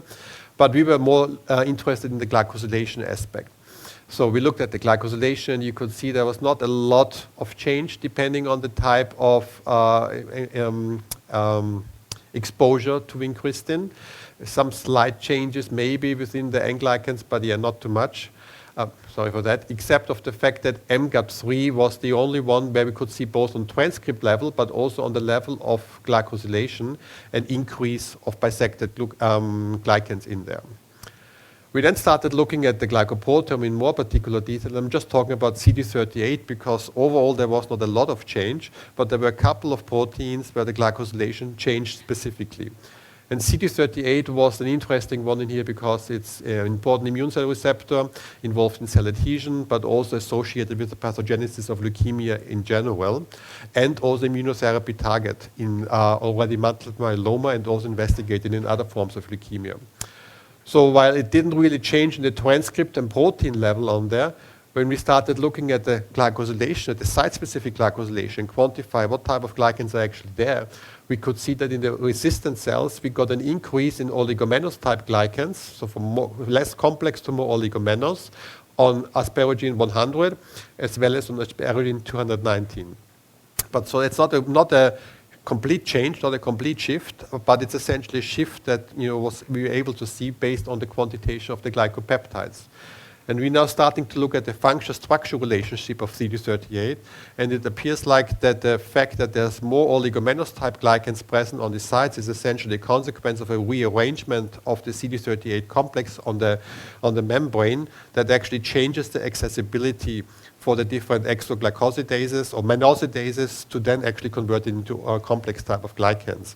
So it's kind of an indication. This glycoproteomics data gave us an indication about a change in the oligomer formation of CD38, which we're currently trying to confirm.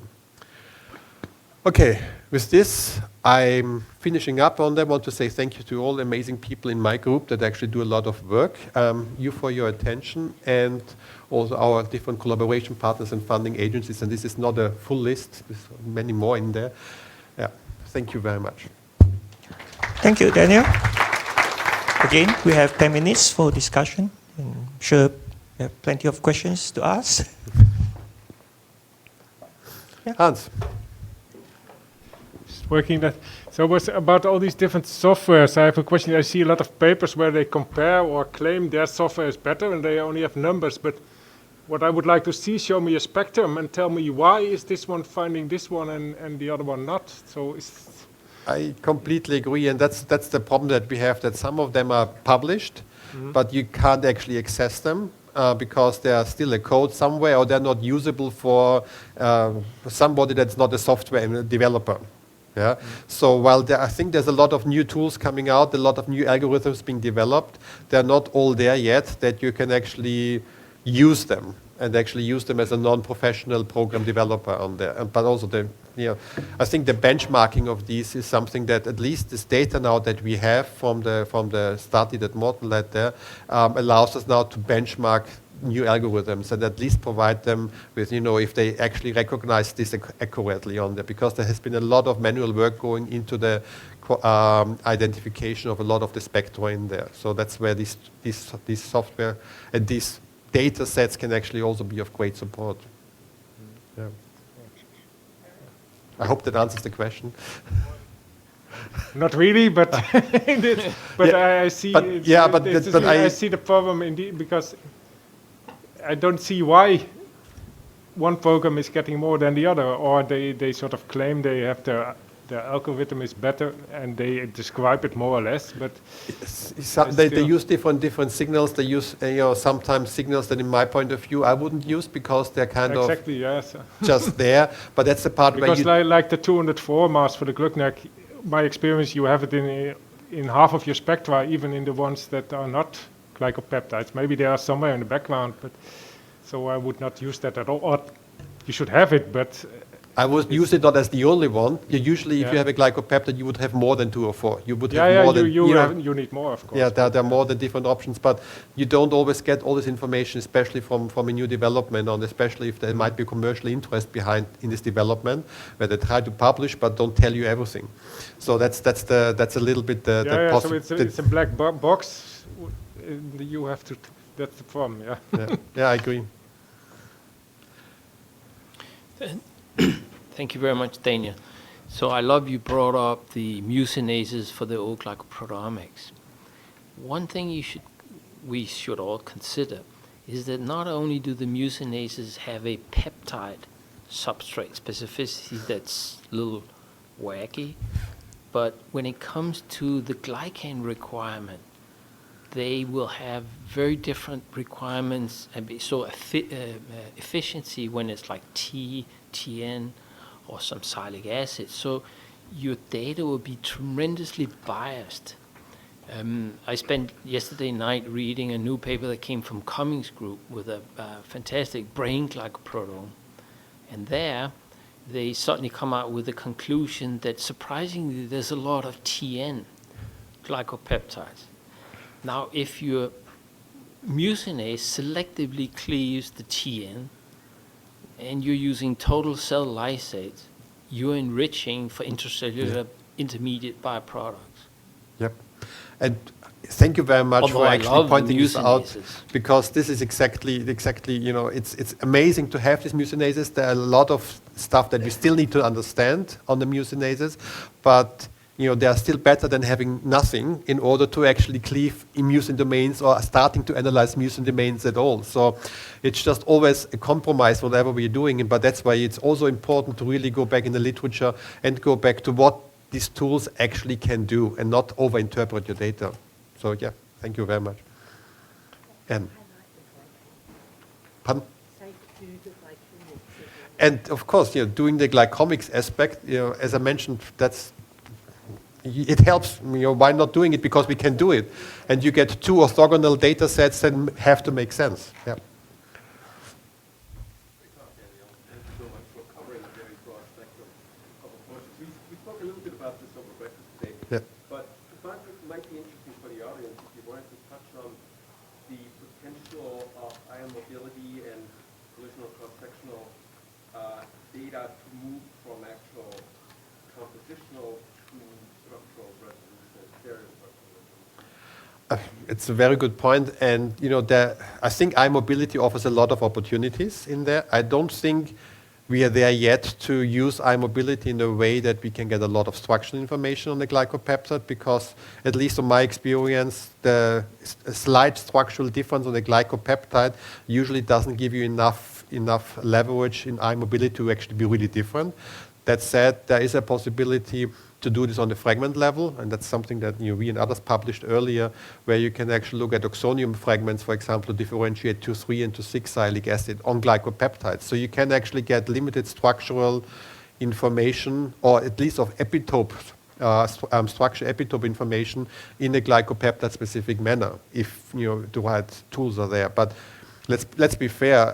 20 years ago, or a little bit more than 20 years ago, when I started in that on there, the tools that we have now available looks like for me like something from Star Trek in 300 years compared to what we had 20 years ago. So who knows what in the next 10, 15 years will be available to us that we don't even dream of at the moment. So.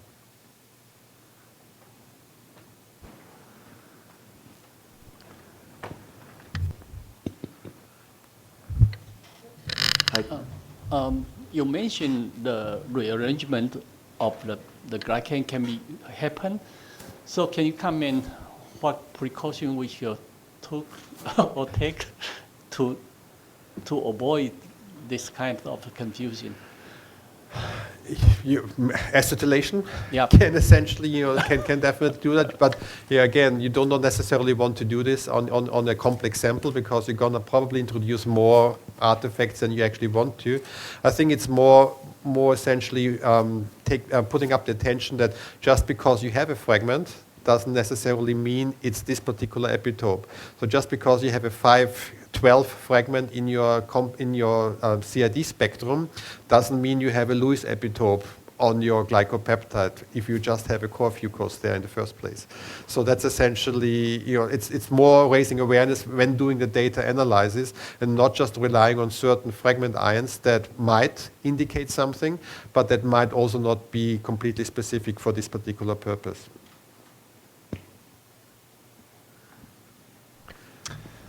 Yeah, thanks for the great talk, Daniel. So, I mean, we use a lot of mass spec, and mass spec is not that good in differentiating isomers. So I was wondering, how much of the human glycome do we grasp and cover with the methodology we have, and how often are we misled in terms of isomer assignments? I think in terms of isomers, thanks, Manfred, we are still missing a lot. And they're not all technologies give you the resolution for different isomers in the way that you want it to, especially not mass spec, especially not if there is a huge mixture of them there. So that's at least my experience, and that's where orthogonal method come into place, like combining LC, like porous graphite carbon, which I think you're gonna mention a little bit, on there, which is the method of choice in my lab for most applications. But yeah, that doesn't mean that's the only one we are doing.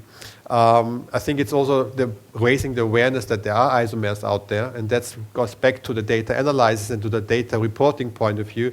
Just because you have a certain composition, and just because the 2,6-silated N-glycan is the one that is most reported, doesn't mean that it's actually in your case, and it's most likely not in your case if you're looking at certain tissues or looking at certain aspects on there. But that's where the reporting again comes into place. And I think it's also our responsibility here to, as glycobiologists in particular, to report this as accurately as possible and not overinterpret it, just because it would nicely fit with the theory that we are having, unless you have orthogonal confirmation by different methodology to give you that information.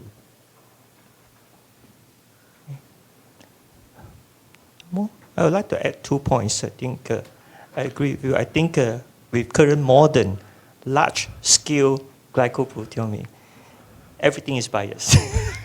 Especially, you found that they report that the majority are high mannose.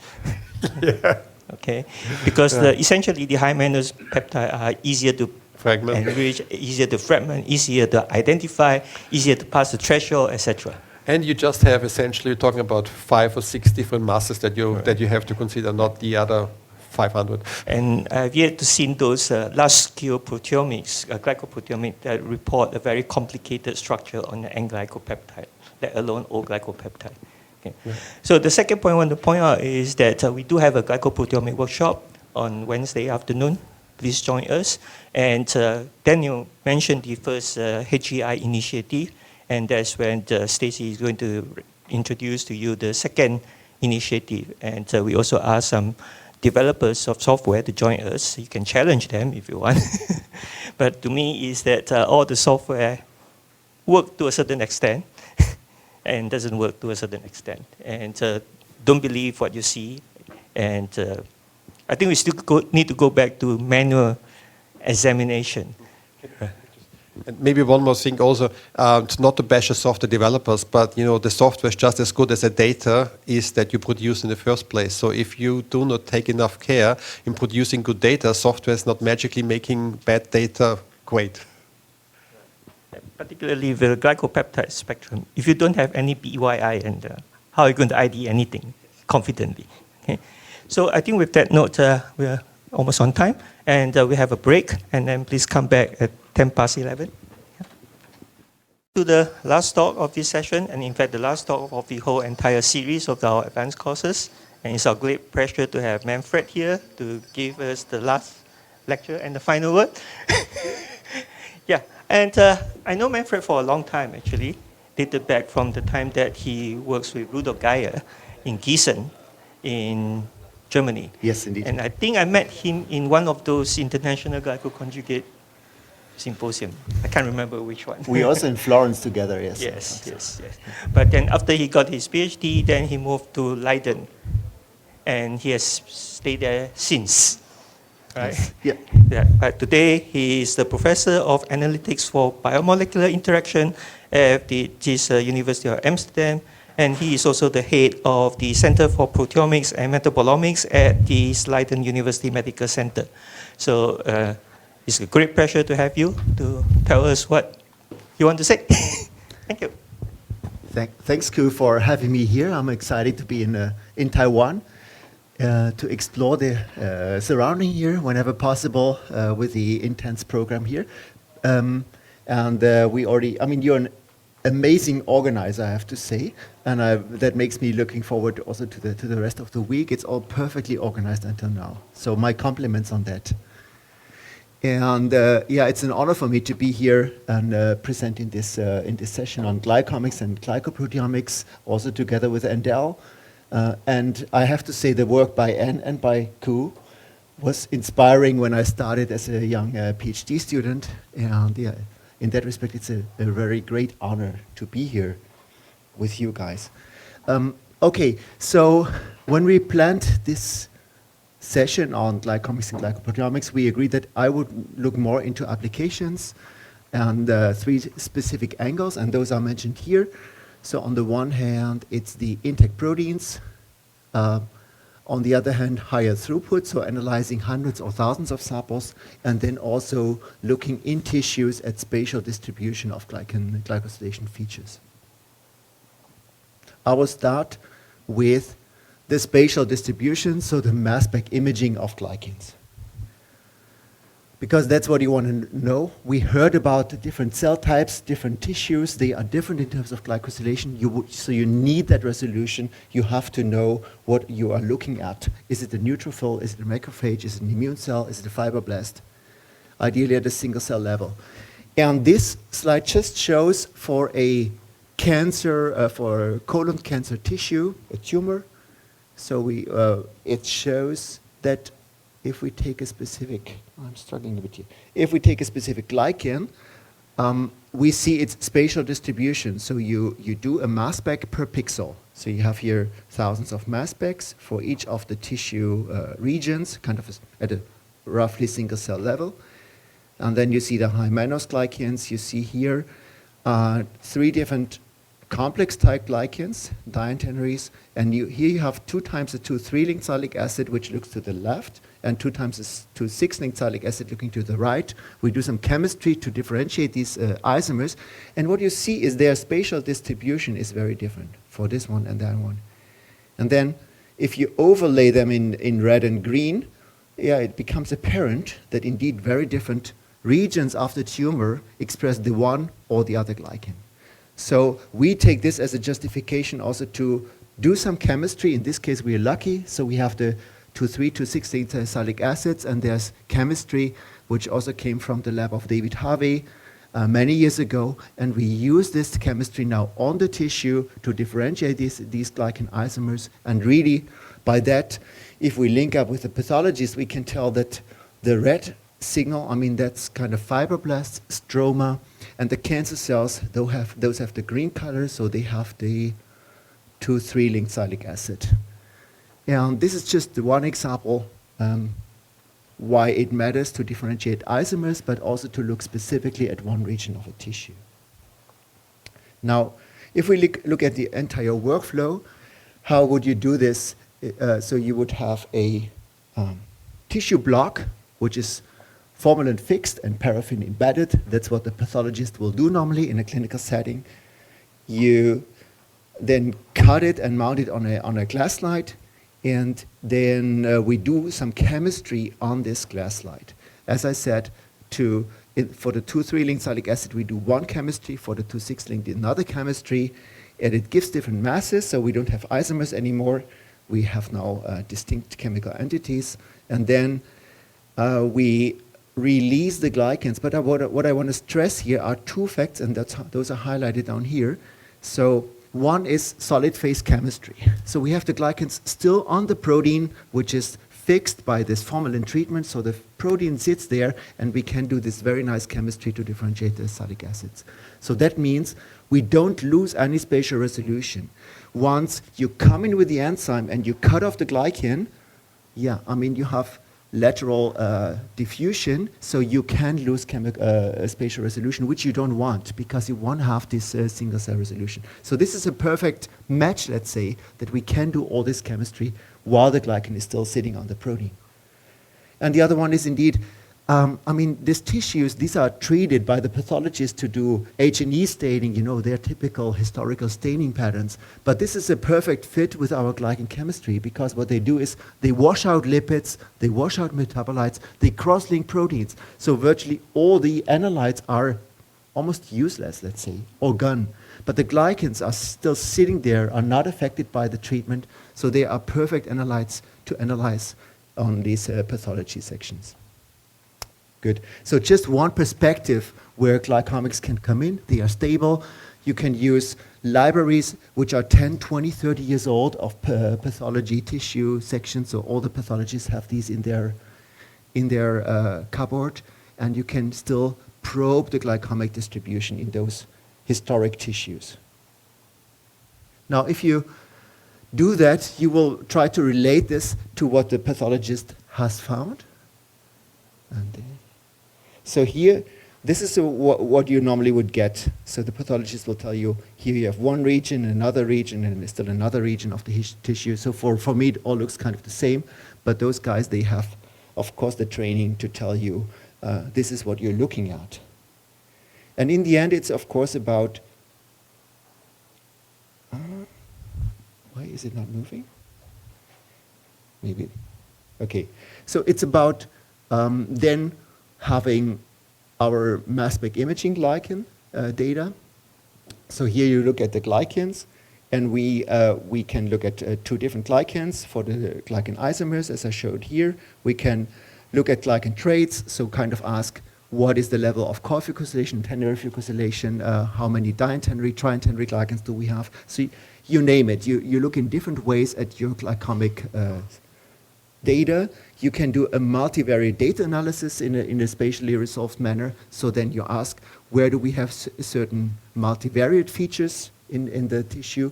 And then in the end, and that's here at the right-hand side, just in the legend, in the end, you want to link the histological assignment by the pathologist with your glycomic assignment. And finally, you hope that you have added value, that you don't only merely see what the pathologist anyhow resolves, but maybe something which looks by conventional H&E staining homogeneous will now look like a gradient, and you will see a molecular gradient. So new histological features encoded by glycans. And just to make things a bit more complicated, what else can you do now with this old-fashioned moldy glycan analysis if you do it in a spatial manner? What you can do is you can also, if you still have a tissue which is alive, you have maybe a kidney, a live kidney which you section and which you mount on a tissue, you can do some metabolic feeding, and that's indicated down here. So you have a mouse, you have a kidney, you mount the kidney on the tissue, the carrier, and then you come in with labeled compounds, and then you can do some metabolic tracing. So you can see C13 glucose, where does it go, into which metabolites, where does it go, into which end glycans. So we kind of can have a temporarily resolved glycome picture. And this is still future plans, but you can do this for lipids, you can do it for metabolites, and you can do it in a multi-omics manner, we think, for looking into metabolite labeling, but then also glycan labeling. So this is the lucky situation. For end glycans, we have the enzyme. We can do all the sample preparation on the tissue, and we can use a simple multi-mass spectrometry to probe the spatial distribution. Now for O glycans, we discussed it already. We need, Henrik also mentioned it, and Daniel, we need enzymes. The enzymes have selectivity. The enzymes can hitherto not be used with mass spec imaging workflows. So there we would use another approach, and that's shown here. So we would still want to look in a specific manner for a specific cell type in the tissue, what is the O-glycon there for those samples? And we want to differentiate isomers. And I will just show one example on that. So again, we start with a histology. So we have a tissue which is mounted, but now we can't do the mass spec imaging approach. What we would do is use laser capture microdissection. So you use a laser to cut out a specific region of the tissue, and that's shown here with the green borders. So you cut out this epithelial layer of a colon cancer, for example. So this is the healthy epithelium, and down here you cut out the cancerous part, and then you can compare healthy versus cancerous epithelium cells. And then the workflow, this is now a PGC workflow, which Daniel already presented, so the PGC method. So what we do in this case, we cut out the tissue, we prepare it on PVDF membranes, so you immobilize the glycans, you cut off the end glycans, you then do a chemical release of the O glycans, and you have glycan alditols in the end, and analyze them by LCMS. And I will show some data on this in the next couple of slides. First, on method validation. I think that's an important aspect. So maybe we have indeed those massive biases which you mentioned, Anne, for native glycan analysis. In this case, it's not MALDI, but electrospray ionization. But what I think is even more important is that it's repeatable. At least what we get is consistent, and we get it again and again. And that's shown here. So using this workflow, we can separate end glycans, we measure them by mass spectrometry, and we can get the profiles, and we get them in a consistent manner over days and weeks. And we also do the very same for O glycans. Also there we have repeatable profiles. And then we can start compare different tissues. And the nice thing is here is we can now, for the very same patient, for the very same section, take the healthy epithelium, we can take the cancerous cells, and that's shown here, so cancer versus normal cells. And then you see some differences, and those are highlighted here. Maybe you can see that. So we have some glycans which we only find for the cancer cell, but not for the healthy colon. So colon cancer, the cell changes its behavior, its gene expression, all of that, and it changes its O-glycone. And if you look at these glycan structures, you see it's core 2 glycans, and they have a bunch of Lewis motifs here on the 6 arm of the Siler Lewis, but also Lewis epitopes on the 6 arm of the core 2. And of course, you don't want to do this only for one sample or one pair of samples. You want to do it for a bunch of those. So Anne mentioned analyzing 40 samples, for example. Here we only did maybe 15. So we analyzed those samples, we compared them, and what we saw is the normal mucosa and the cancer are very different. Red is different from blue. So really, you have the differences between individuals, but the difference between cancer and the control tissue is dominating here these profiles. And there's different ways of looking at these data, and that's also an important aspect. You have to choose for ways of analyzing the data. So here we just looked what are now the expressed O glycans for the different tissue regions. And so for the cancer, that is these first bars, we have 100 glycans we only observe for the cancer. They don't show up for the control tissue, also not for the stroma, for the fibroblasts. So those are cancer specific in our assay. It's 100 of them. And then you can see how do they look like, and we see it's called 2 glycans, and they have a lot of 2,3 cylylation. And we explored this further. But I have to say we were also really extremely excited about those data, because I started with this expecting that we might have grayscale differences. So same glycan, maybe with upregulated, downregulated for cancer versus control. But the differences, as I said, were black and white, 100 glycans only for the cancer. And this is then a way we decided to visualize these data. And that is, this dot indicates this glycan is not in the healthy colon. It is present in the cancer, only in the cancer, not in the healthy colon. And then if you stratify for the aggressiveness of the cancer, then it's mainly in the aggressive forms and less so in the non-aggressive forms. So really a marker, a O-glycan marker of aggressive colorectal cancer. Just a different way of visualizing the very same data again. So it's these COR2 glycans with the silyl Lewis motifs, which are present in the cancer but not found in the healthy colon.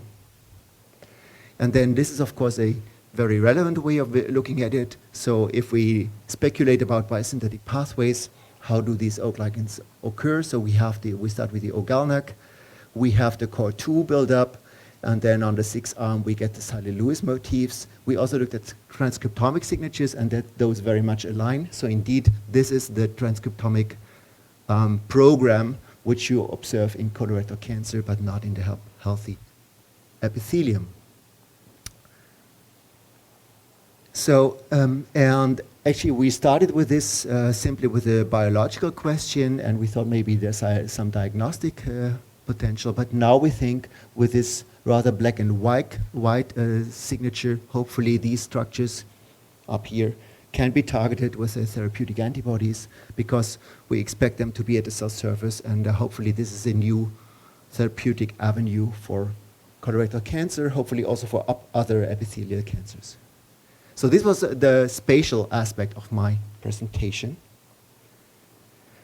Now the second part I want to talk about is intact protein monitoring, and also Daniel mentioned that. So Daniel's talk was very much focused on bottom-up. I think it's very powerful. You get these thousands, 10,000s of glycopeptides, you can assign them. The software is obviously the big bottleneck we're tackling there. But I think it's also very powerful to keep your molecule intact and hopefully get a comprehensive overview on what is on my protein and how is it affecting properties, interactions of this protein, how do the glycans come in there. And that's now, as I said, the second part. I will stick to antibodies, also shortly mentioned by Daniel. If we look at the antibody, we know that in the CH2 domain, we have this conserved N-glycan.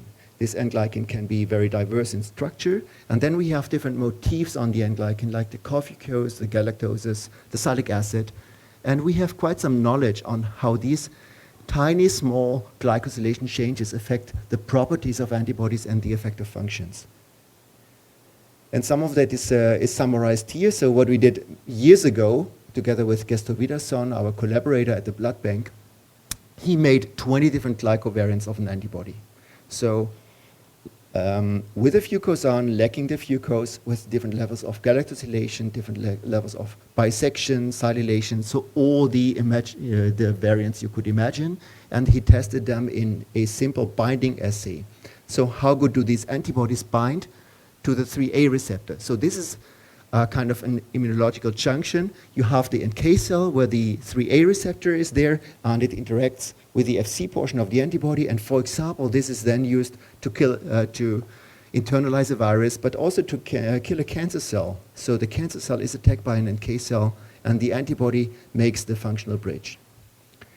And then what we see here is when the cofucose is present, actually this will not happen because the antibody will not engage with a 3A receptor. Whilst when the fucose is lacking, you have a very potent antibody engaging with a 3A receptor. And using in vitro assays, we also showed, in this case, we have cytotoxicity, so the NK cell will kill the cancer cell once you give the antibody lacking the cofucose. And of course, having the relevant binding to the cancer cell.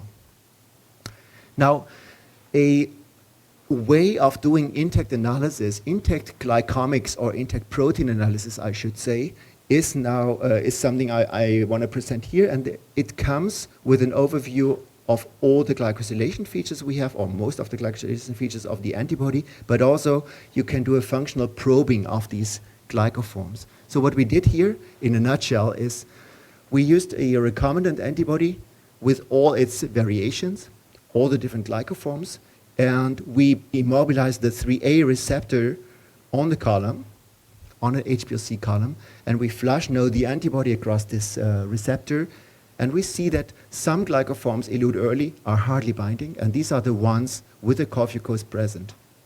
Whilst indeed we kind of recapitulate what we did previously with the 20 individual glycoengineered forms. So now we see indeed those glycoforms lacking a fucose on one or the other branch are the ones engaging with the 3A receptor, eluting late, reflecting high affinity to the receptor. And then you can look at fine structures. You know, here you have two different peaks, so probably we are resolving some glycoisomers here at the intact protein level. And the setup just uses the mass spec of this intact protein to probe the glycoforms, to resolve all these different glycoforms, and indeed also indicate their relevance for the binding to the 3A receptor. Okay, so just this is a kind of a background. So glycosylation of antibodies, we know that, and many people have worked on that, matters for the biological activity of an antibody. And we looked into rheumatoid arthritis as one of the disease models where we know antibodies are important because antibodies are there for in the synovial fluid. So there you have the have also B cells. So you have a locally in the joint B cells producing antibodies, and these antibodies are specific. So you have them and sensitive, so you have them in many of the RA patients. 70% of the RA patients have these autoantibodies against a modification of the protein. So many proteins are modified. Arginines are turned into citrulline, as shown here. So that's the motif.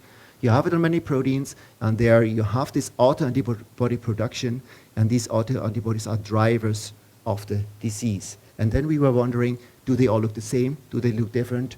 What is their glycosylation? What are the properties, molecular properties of these autoantibodies?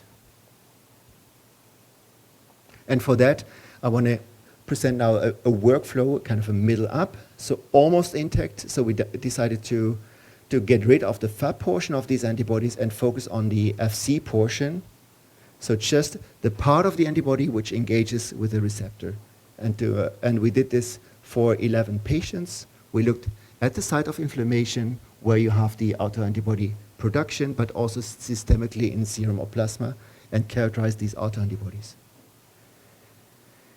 So this is in more detail the workflow. You cut the antibody in the hinge region, and then actually you first capture the antibody and then you cut it, and you do that for the specific autoantibodies, but also for total IgG. And then you have these Fc half portions with the glycan on, which you then measure by mass spectrometry. And the nice thing here is you get glycosylation information, but you get way more. And I think that's important. Many molecules we look at are glycosylated, but they also have other properties. And it's important to see glycosylation in the context of other omics. And here we look at glycosylation in the context of IgG subclasses. So is each subclass equally represented? And that's what we see here. It's not. It's IgG1, which is dominant for the autoantibody, and not the other subclasses. Because we have mass spec, and the mass spec tells us this is the mass of this Fc half, and it tells us this is IgG1 versus IgG2, 3, and 4. So IgG1 is dominating these autoantibodies. For another patient, we see heterogeneity. So we have two gene copies. We are heterozygous, or at least this patient is. So two different allotypes of the IgG1. And here we see both allotypes are represented in these autoantibodies, but the ratio of these light blue peaks is different for the autoantibody compared to total IgG. So two gene copies and one gene copy contributes more to the autoantibody than the other. And you can quantify this for different patients, and consistently we see that the ratio of these allotypes is different for the autoantibody compared to total IgG. It's getting complex, I have to admit. But the basic message is you can resolve heterogeneity of the protein portion, subclasses and allotypes, how they contribute to different disease processes. All of that is resolved. And then on top, you get the glycosylation information. So it allows you to get glycosylation information knowing all the other properties or many other properties of your molecule. And here we just, bless you, here we just look at the glycosylation heterogeneity, and what we see is total IgG in blue is different from specific autoantibody glycosylation. So total IgG and autoantibody are different, and then with this multivariate data analysis, you can look at the loading blood, you can look which glycosylation features are contributing, are dictating now the glycosignature of these autoantibodies. And I think it's easier to look at that in these plots.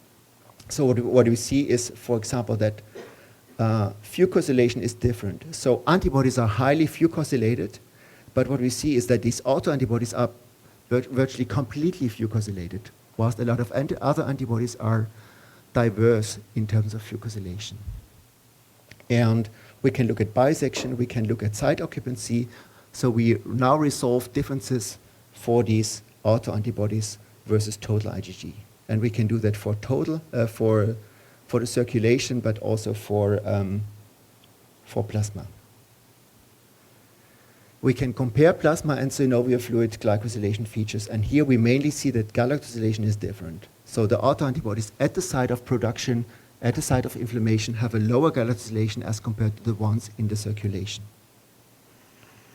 We can look at other sites of glycosylation, so we have also on IgG3 a second site of N-glycosylation, and just to show you that we can now measure this extra site of glycosylation on top, so we get CH2 domain, CH3 domain glycosylation, and also there we see that the autoantibodies are different, and this is the same for plasma and synovial fluid. So I have to admit it's a vast amount of data, but the basic concept I want to convey is if you can, don't look only at glycosylation, but look more broadly. So what is my molecule looking at? How is it interacting? Maybe this is dictated by glycosylation, but maybe it's the allotype, or it's a oxidation, or whatever modification of the antibody. So I think this comprehensive glycoproteomic analysis of a molecule is very, very insightful, and can avoid us making false conclusions. So it could be glycosylation, it could be anything else, it could be the interaction. So if possible, probe these modifications together. So that was the second part of my presentation, indeed, on the intact analysis. So we started with the spatial resolution, we moved to the intact analysis, and now it's about numbers. So analyzing many, many molecules. And before I dig deeper into this, I have to say it comes with compromises. So if you increase the numbers, you lose depth. So you can't do it all. You cannot separate and isolate and characterize all isomers. So it's painful to do this higher throughput analysis because you have to stop doing other things. You can't separate all isomers. You can't look at the tiniest peak because otherwise you never get done. So this is something indeed which Anne mentioned with the 40 samples, because you were discussing then all the confounders.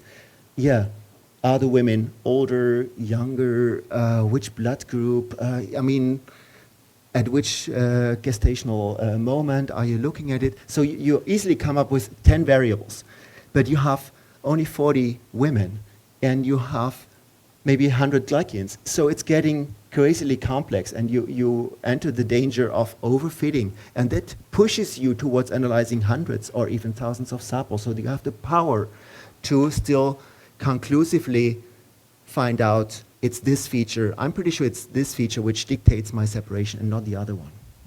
So that's why you would go to higher throughput. And for that, I want to start with COVID. So when the pandemic hit, we started wondering, what do the antibodies look like? Because it's, for a big part, immunity against COVID is about antibodies, IgG1 antibodies. They bind to the receptor binding domain or the S protein on the virus. I don't have to tell you about that, I guess. And then we were just wondering, what is the Fc modification of these antibodies? So what we did is we had plasma from patients which were at our hospital in Leiden. We used a microtiter plate adsorption assay, meaning the S protein is coated on the ELISA plate.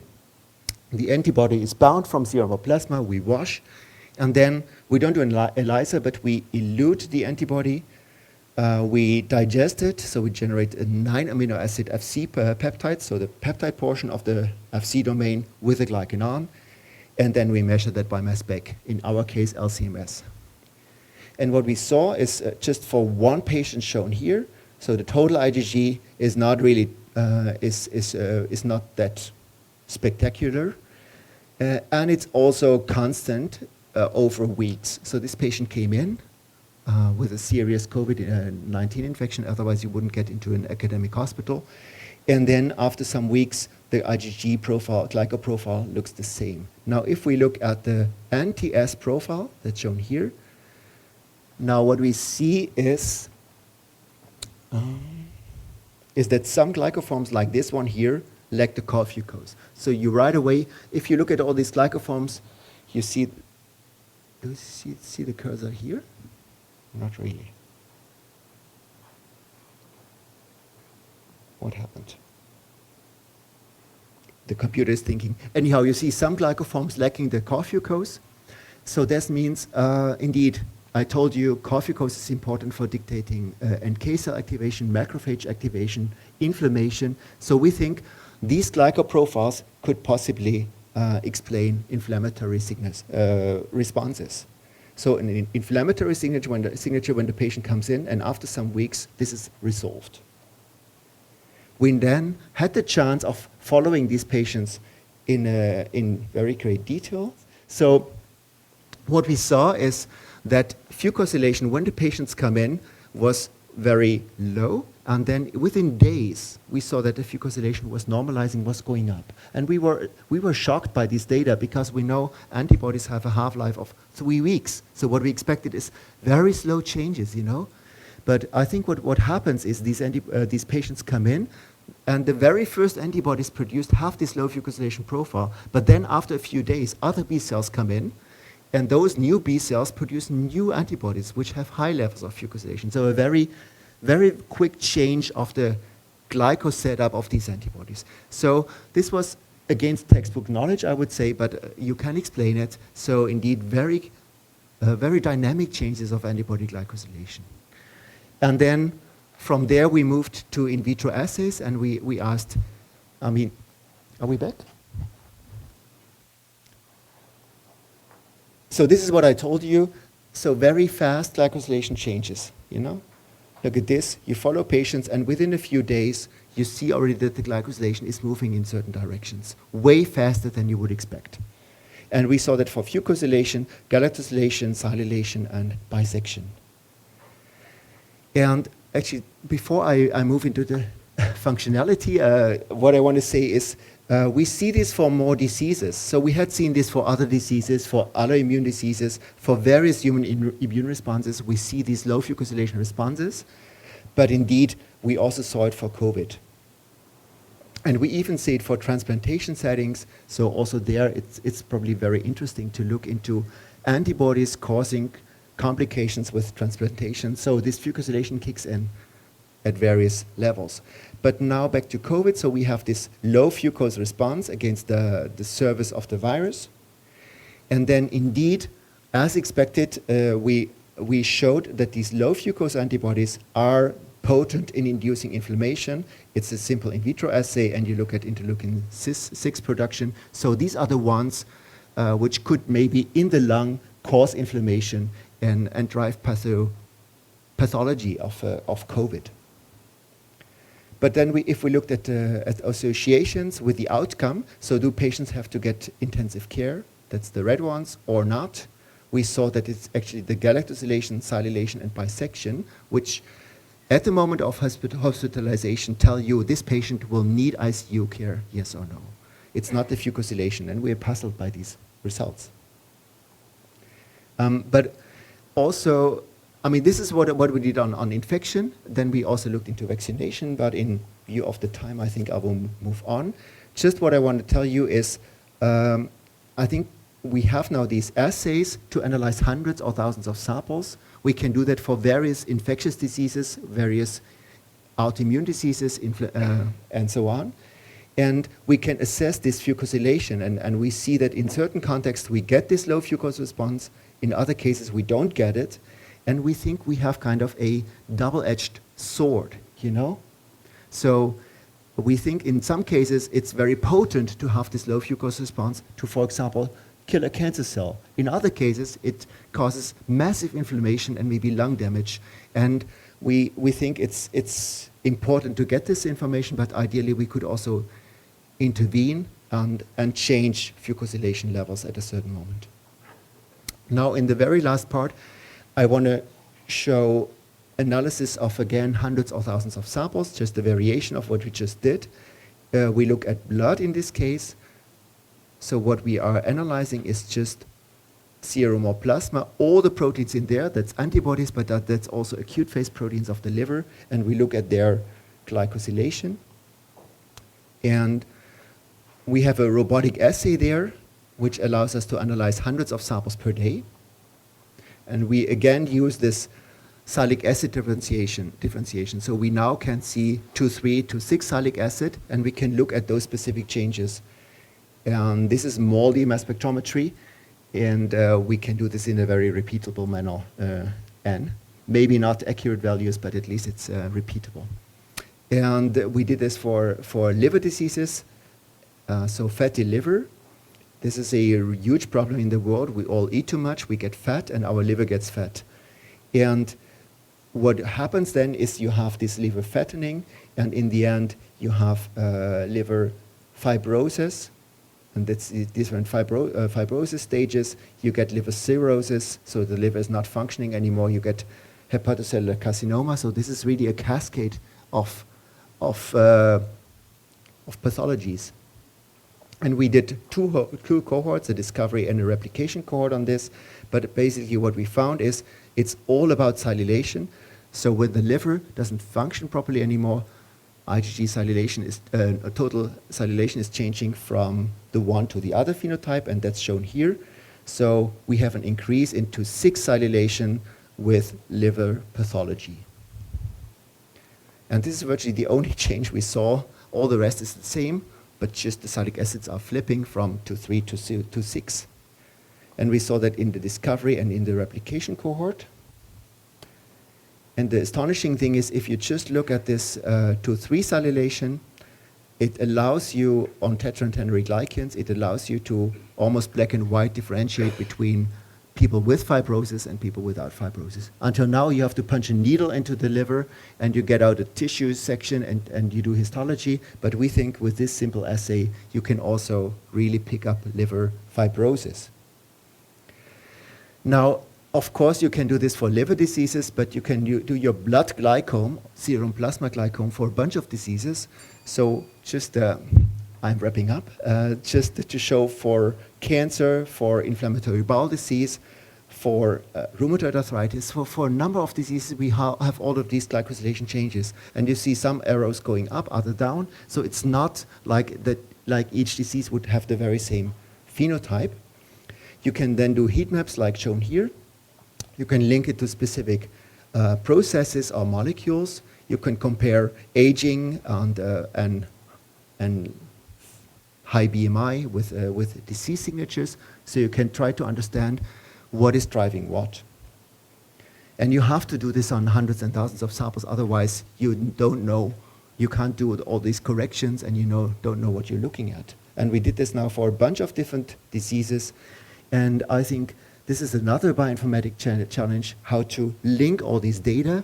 So you have all these different disease dimensions, and we try to integrate all these cohort studies to find out with inflammation, with different types of cancer, with different types of infection, do we have very distinct glycomic changes? And of course, eventually, we want to link this to the carrier proteins and understand also the regulation, the mechanism which is underlying.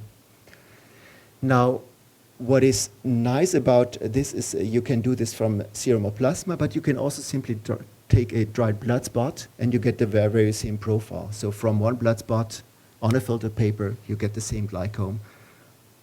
So that means you don't have to go, you can also sample at home via finger prick.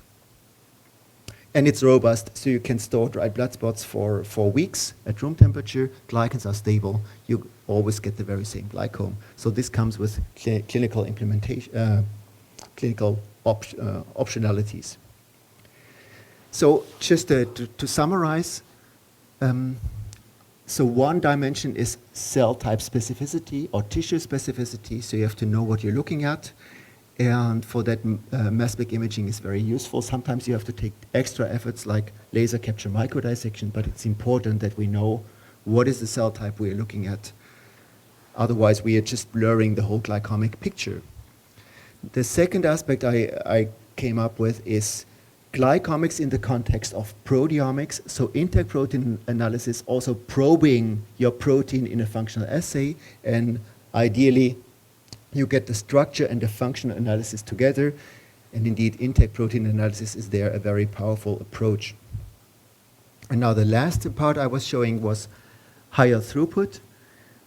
It's always painful because you lack depth, that's what I told you, but you get coverage of different diseases. You start resolving how the glycome is changing with age, with sex, with hormones, with different diseases. And I think that's very valuable that we get at least this map of the human glycome, how it might be regulated.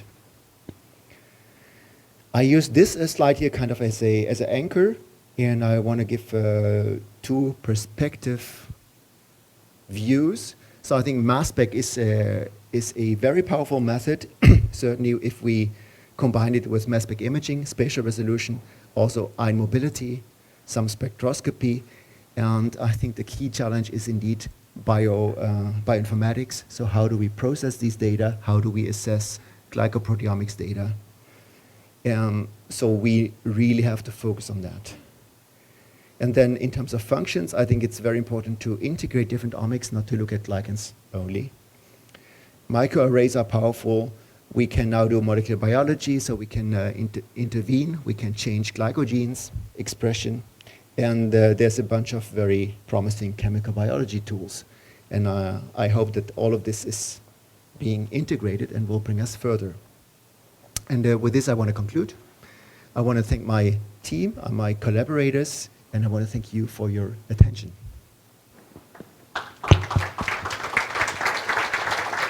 Okay, thank you. Any question for Manfred? Any food for thoughts before we have lunch? Okay. Yeah, I have a question regarding the imaging. So do you think, or what do you think is the best way to do like the structural assignment of the N-glycans? Because like especially of the lower signal to noise yeah, good point. signals, yeah. So one challenge is the lower signal noise. So there, if you push the spatial resolution, you lose your depth in terms of mass spec imaging. So you have to ask yourself, do I need single cell resolution? So if you don't need that, just sample maybe a bigger area of the tissue, kind of 30 times 30, 40 times 40 micrometers. By that, you get more signal and more depth. So that's one approach, of course. And then one challenge is the isomers, because mass spec imaging will not resolve isomers. I mean, we have the salicylic acid linkage derivatization that helps, but there's many more isomers. And I think the ion mobility, which you have on the Bruker system now, is very promising. So it will tell you at least that you have some different isomers. It will not resolve per se all their structures. And then what we think for mass spec imaging, you should do all the work on the tissue, but you also have to take your glycans off. You have to use your best methods, like in our case, PGC, to also do an in-depth analysis and link the detailed data which you have off tissue with the data you have on tissue. Yeah, like prepare a library and then use that. Yes. Yeah. So you define your library off tissue and use that as a framework to do your mass spec imaging analysis. So integration of different approaches, that's key, I guess. Thanks. Okay, based on my understanding of your talk, so one protein can have a different glycan pattern, right? So how exactly this glycan pattern is regulated? That's a very good question. I think, yeah. I think we have to stay. Yeah, but I mean, we have to understand that. Also, if you want to come with drugs, if you want to change it, you have to have an understanding of the regulation. And I think we know there's glycosyltransferases, but then there's many different things going on. There's metabolic regulation. There's many layers we don't understand yet. And so that should be, I mean, the one thing is what do glycans do in terms of changing the properties of the protein, but indeed, how is it regulated? It's a big area of research, and we're just starting there, I think. So like for these liver glycomic signatures, they are all there, but how are they regulated? We don't know. Okay. Thank you for the nice talk. So my question about the MS imaging. So that after the PNGS treatment, the glycan were observed directly with no modification at the non-reducing end, right? That's what I showed now. Yeah, indeed, without reducing end modification. Yeah. If you put some modification at the non-reducing end, the higher intensity is higher.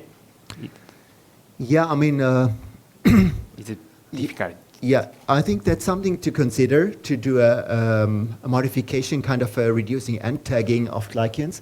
But the problem with the mass spec imaging is every step you include on top might be incomplete, so you generate heterogeneity, and it may compromise your spatial resolution, because you have to get your glycans into solution, and by that they might diffuse. You want to comment on this, Daniel?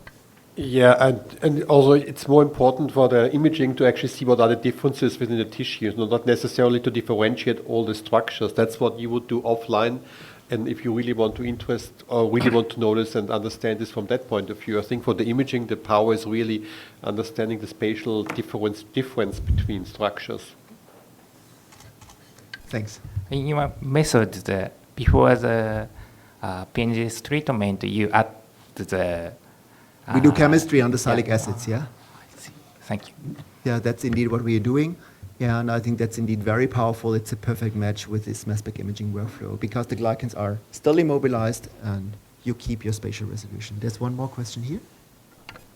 Yes, I have a question regarding the time. Do you know when these alterations occur? Is it like early during disease? Which alterations? The glycosylation, like when you compare healthy tissue to disease like cancer tissue or something. Yeah. Like, does it serve as a biomarker or is it like late when the disease is already like progressed? I mean, often you don't get these early samples. Let's start with that. So that makes it hard to address that. Sometimes you have these samples, and sometimes the data indicate that glycomic changes occur already before the disease. So I think there's no easy answer to that. But it's not like they would always just follow the disease. And I mean, we now have a lot of data also showing that glycans are driving disease. So I think indeed, they are just, in a way, they are often an integral part of the disease process. I think that's maybe the best way of looking at it. So often they can serve as very early disease markers.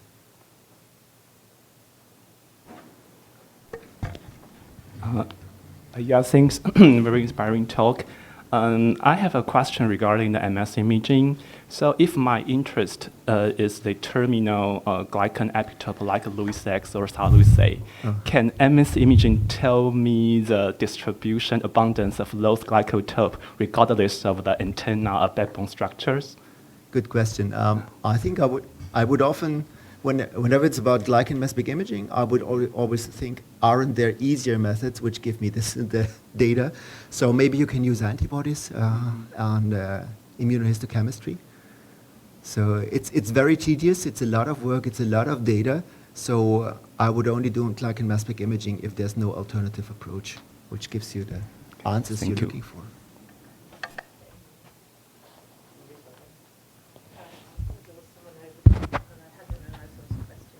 Okay, that's all.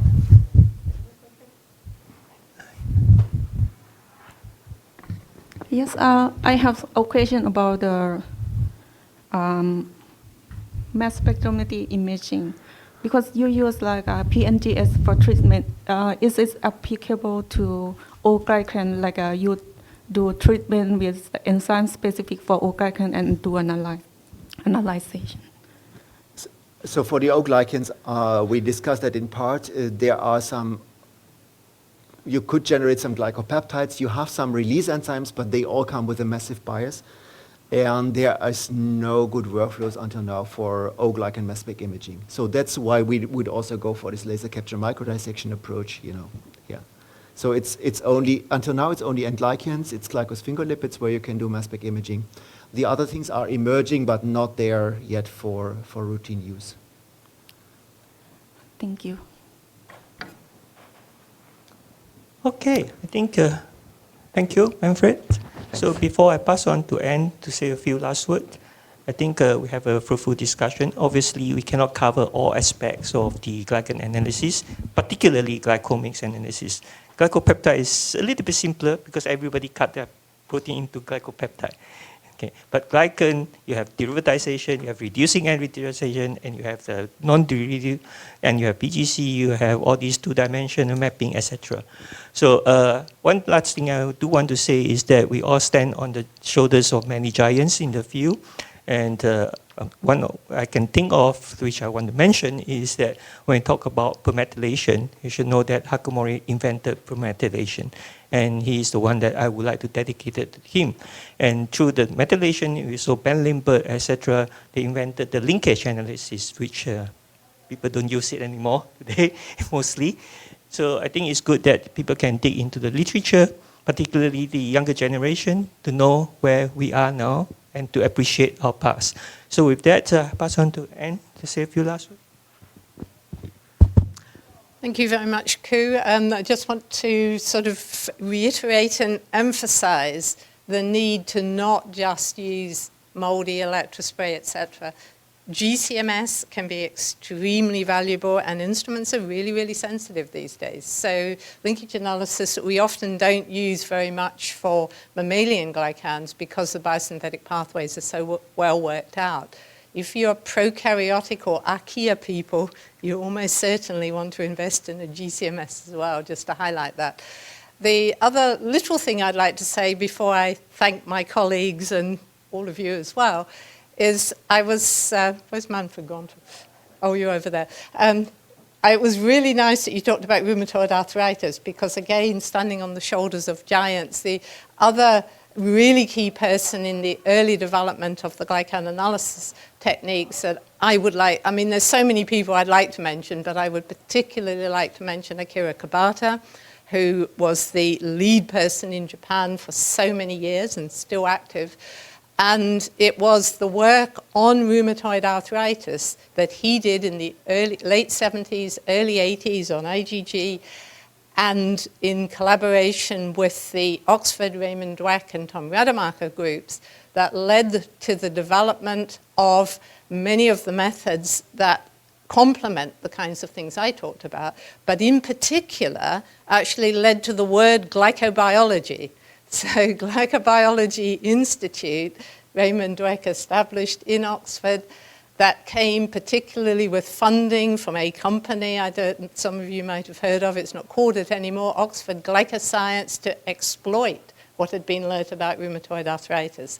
So it is, in terms of history, please, if you're younger people in the audience, have a look at the early papers, because many of the questions you're asking today, particularly about imaging is kind of where glycobiology in terms of analytical glycobiology was in the early to mid-1980s. So a lot of the things that you're asking, you need to be thinking, why am I asking these questions? In other words, why am I applying the techniques? There are so many different techniques that can be applied. You need to know what is the answer you want to get in your experiments, and that's the key message that I'd like to give to all of you. That because you can seek information so much more easily today than you could 20, 30 years ago. You can send emails, you can do social media, etc. But you need to know why you want the analytical data. That dictates which experiments you do. So what I'd just like to do is to thank Daniel and Manfred for being such wonderful colleagues for this morning, and I think we integrated our talks rather well, especially when we hadn't shared anything in advance other than a quick Teams meeting on what we were going to talk about. And thank you, the audience. So many of you asked such really nice and absolutely excellent questions that kind of hit the nail on the head for many of the techniques that we use. And I've loved the morning. I've really learned a lot, actually, from the other talks. And I hope that I will have a chance to chat to some of you between now and Wednesday morning. I actually am going back to England on Wednesday. So if you want to catch me before Wednesday. But I will be actively participating in the meeting. And thanks, Ku, again, for organising.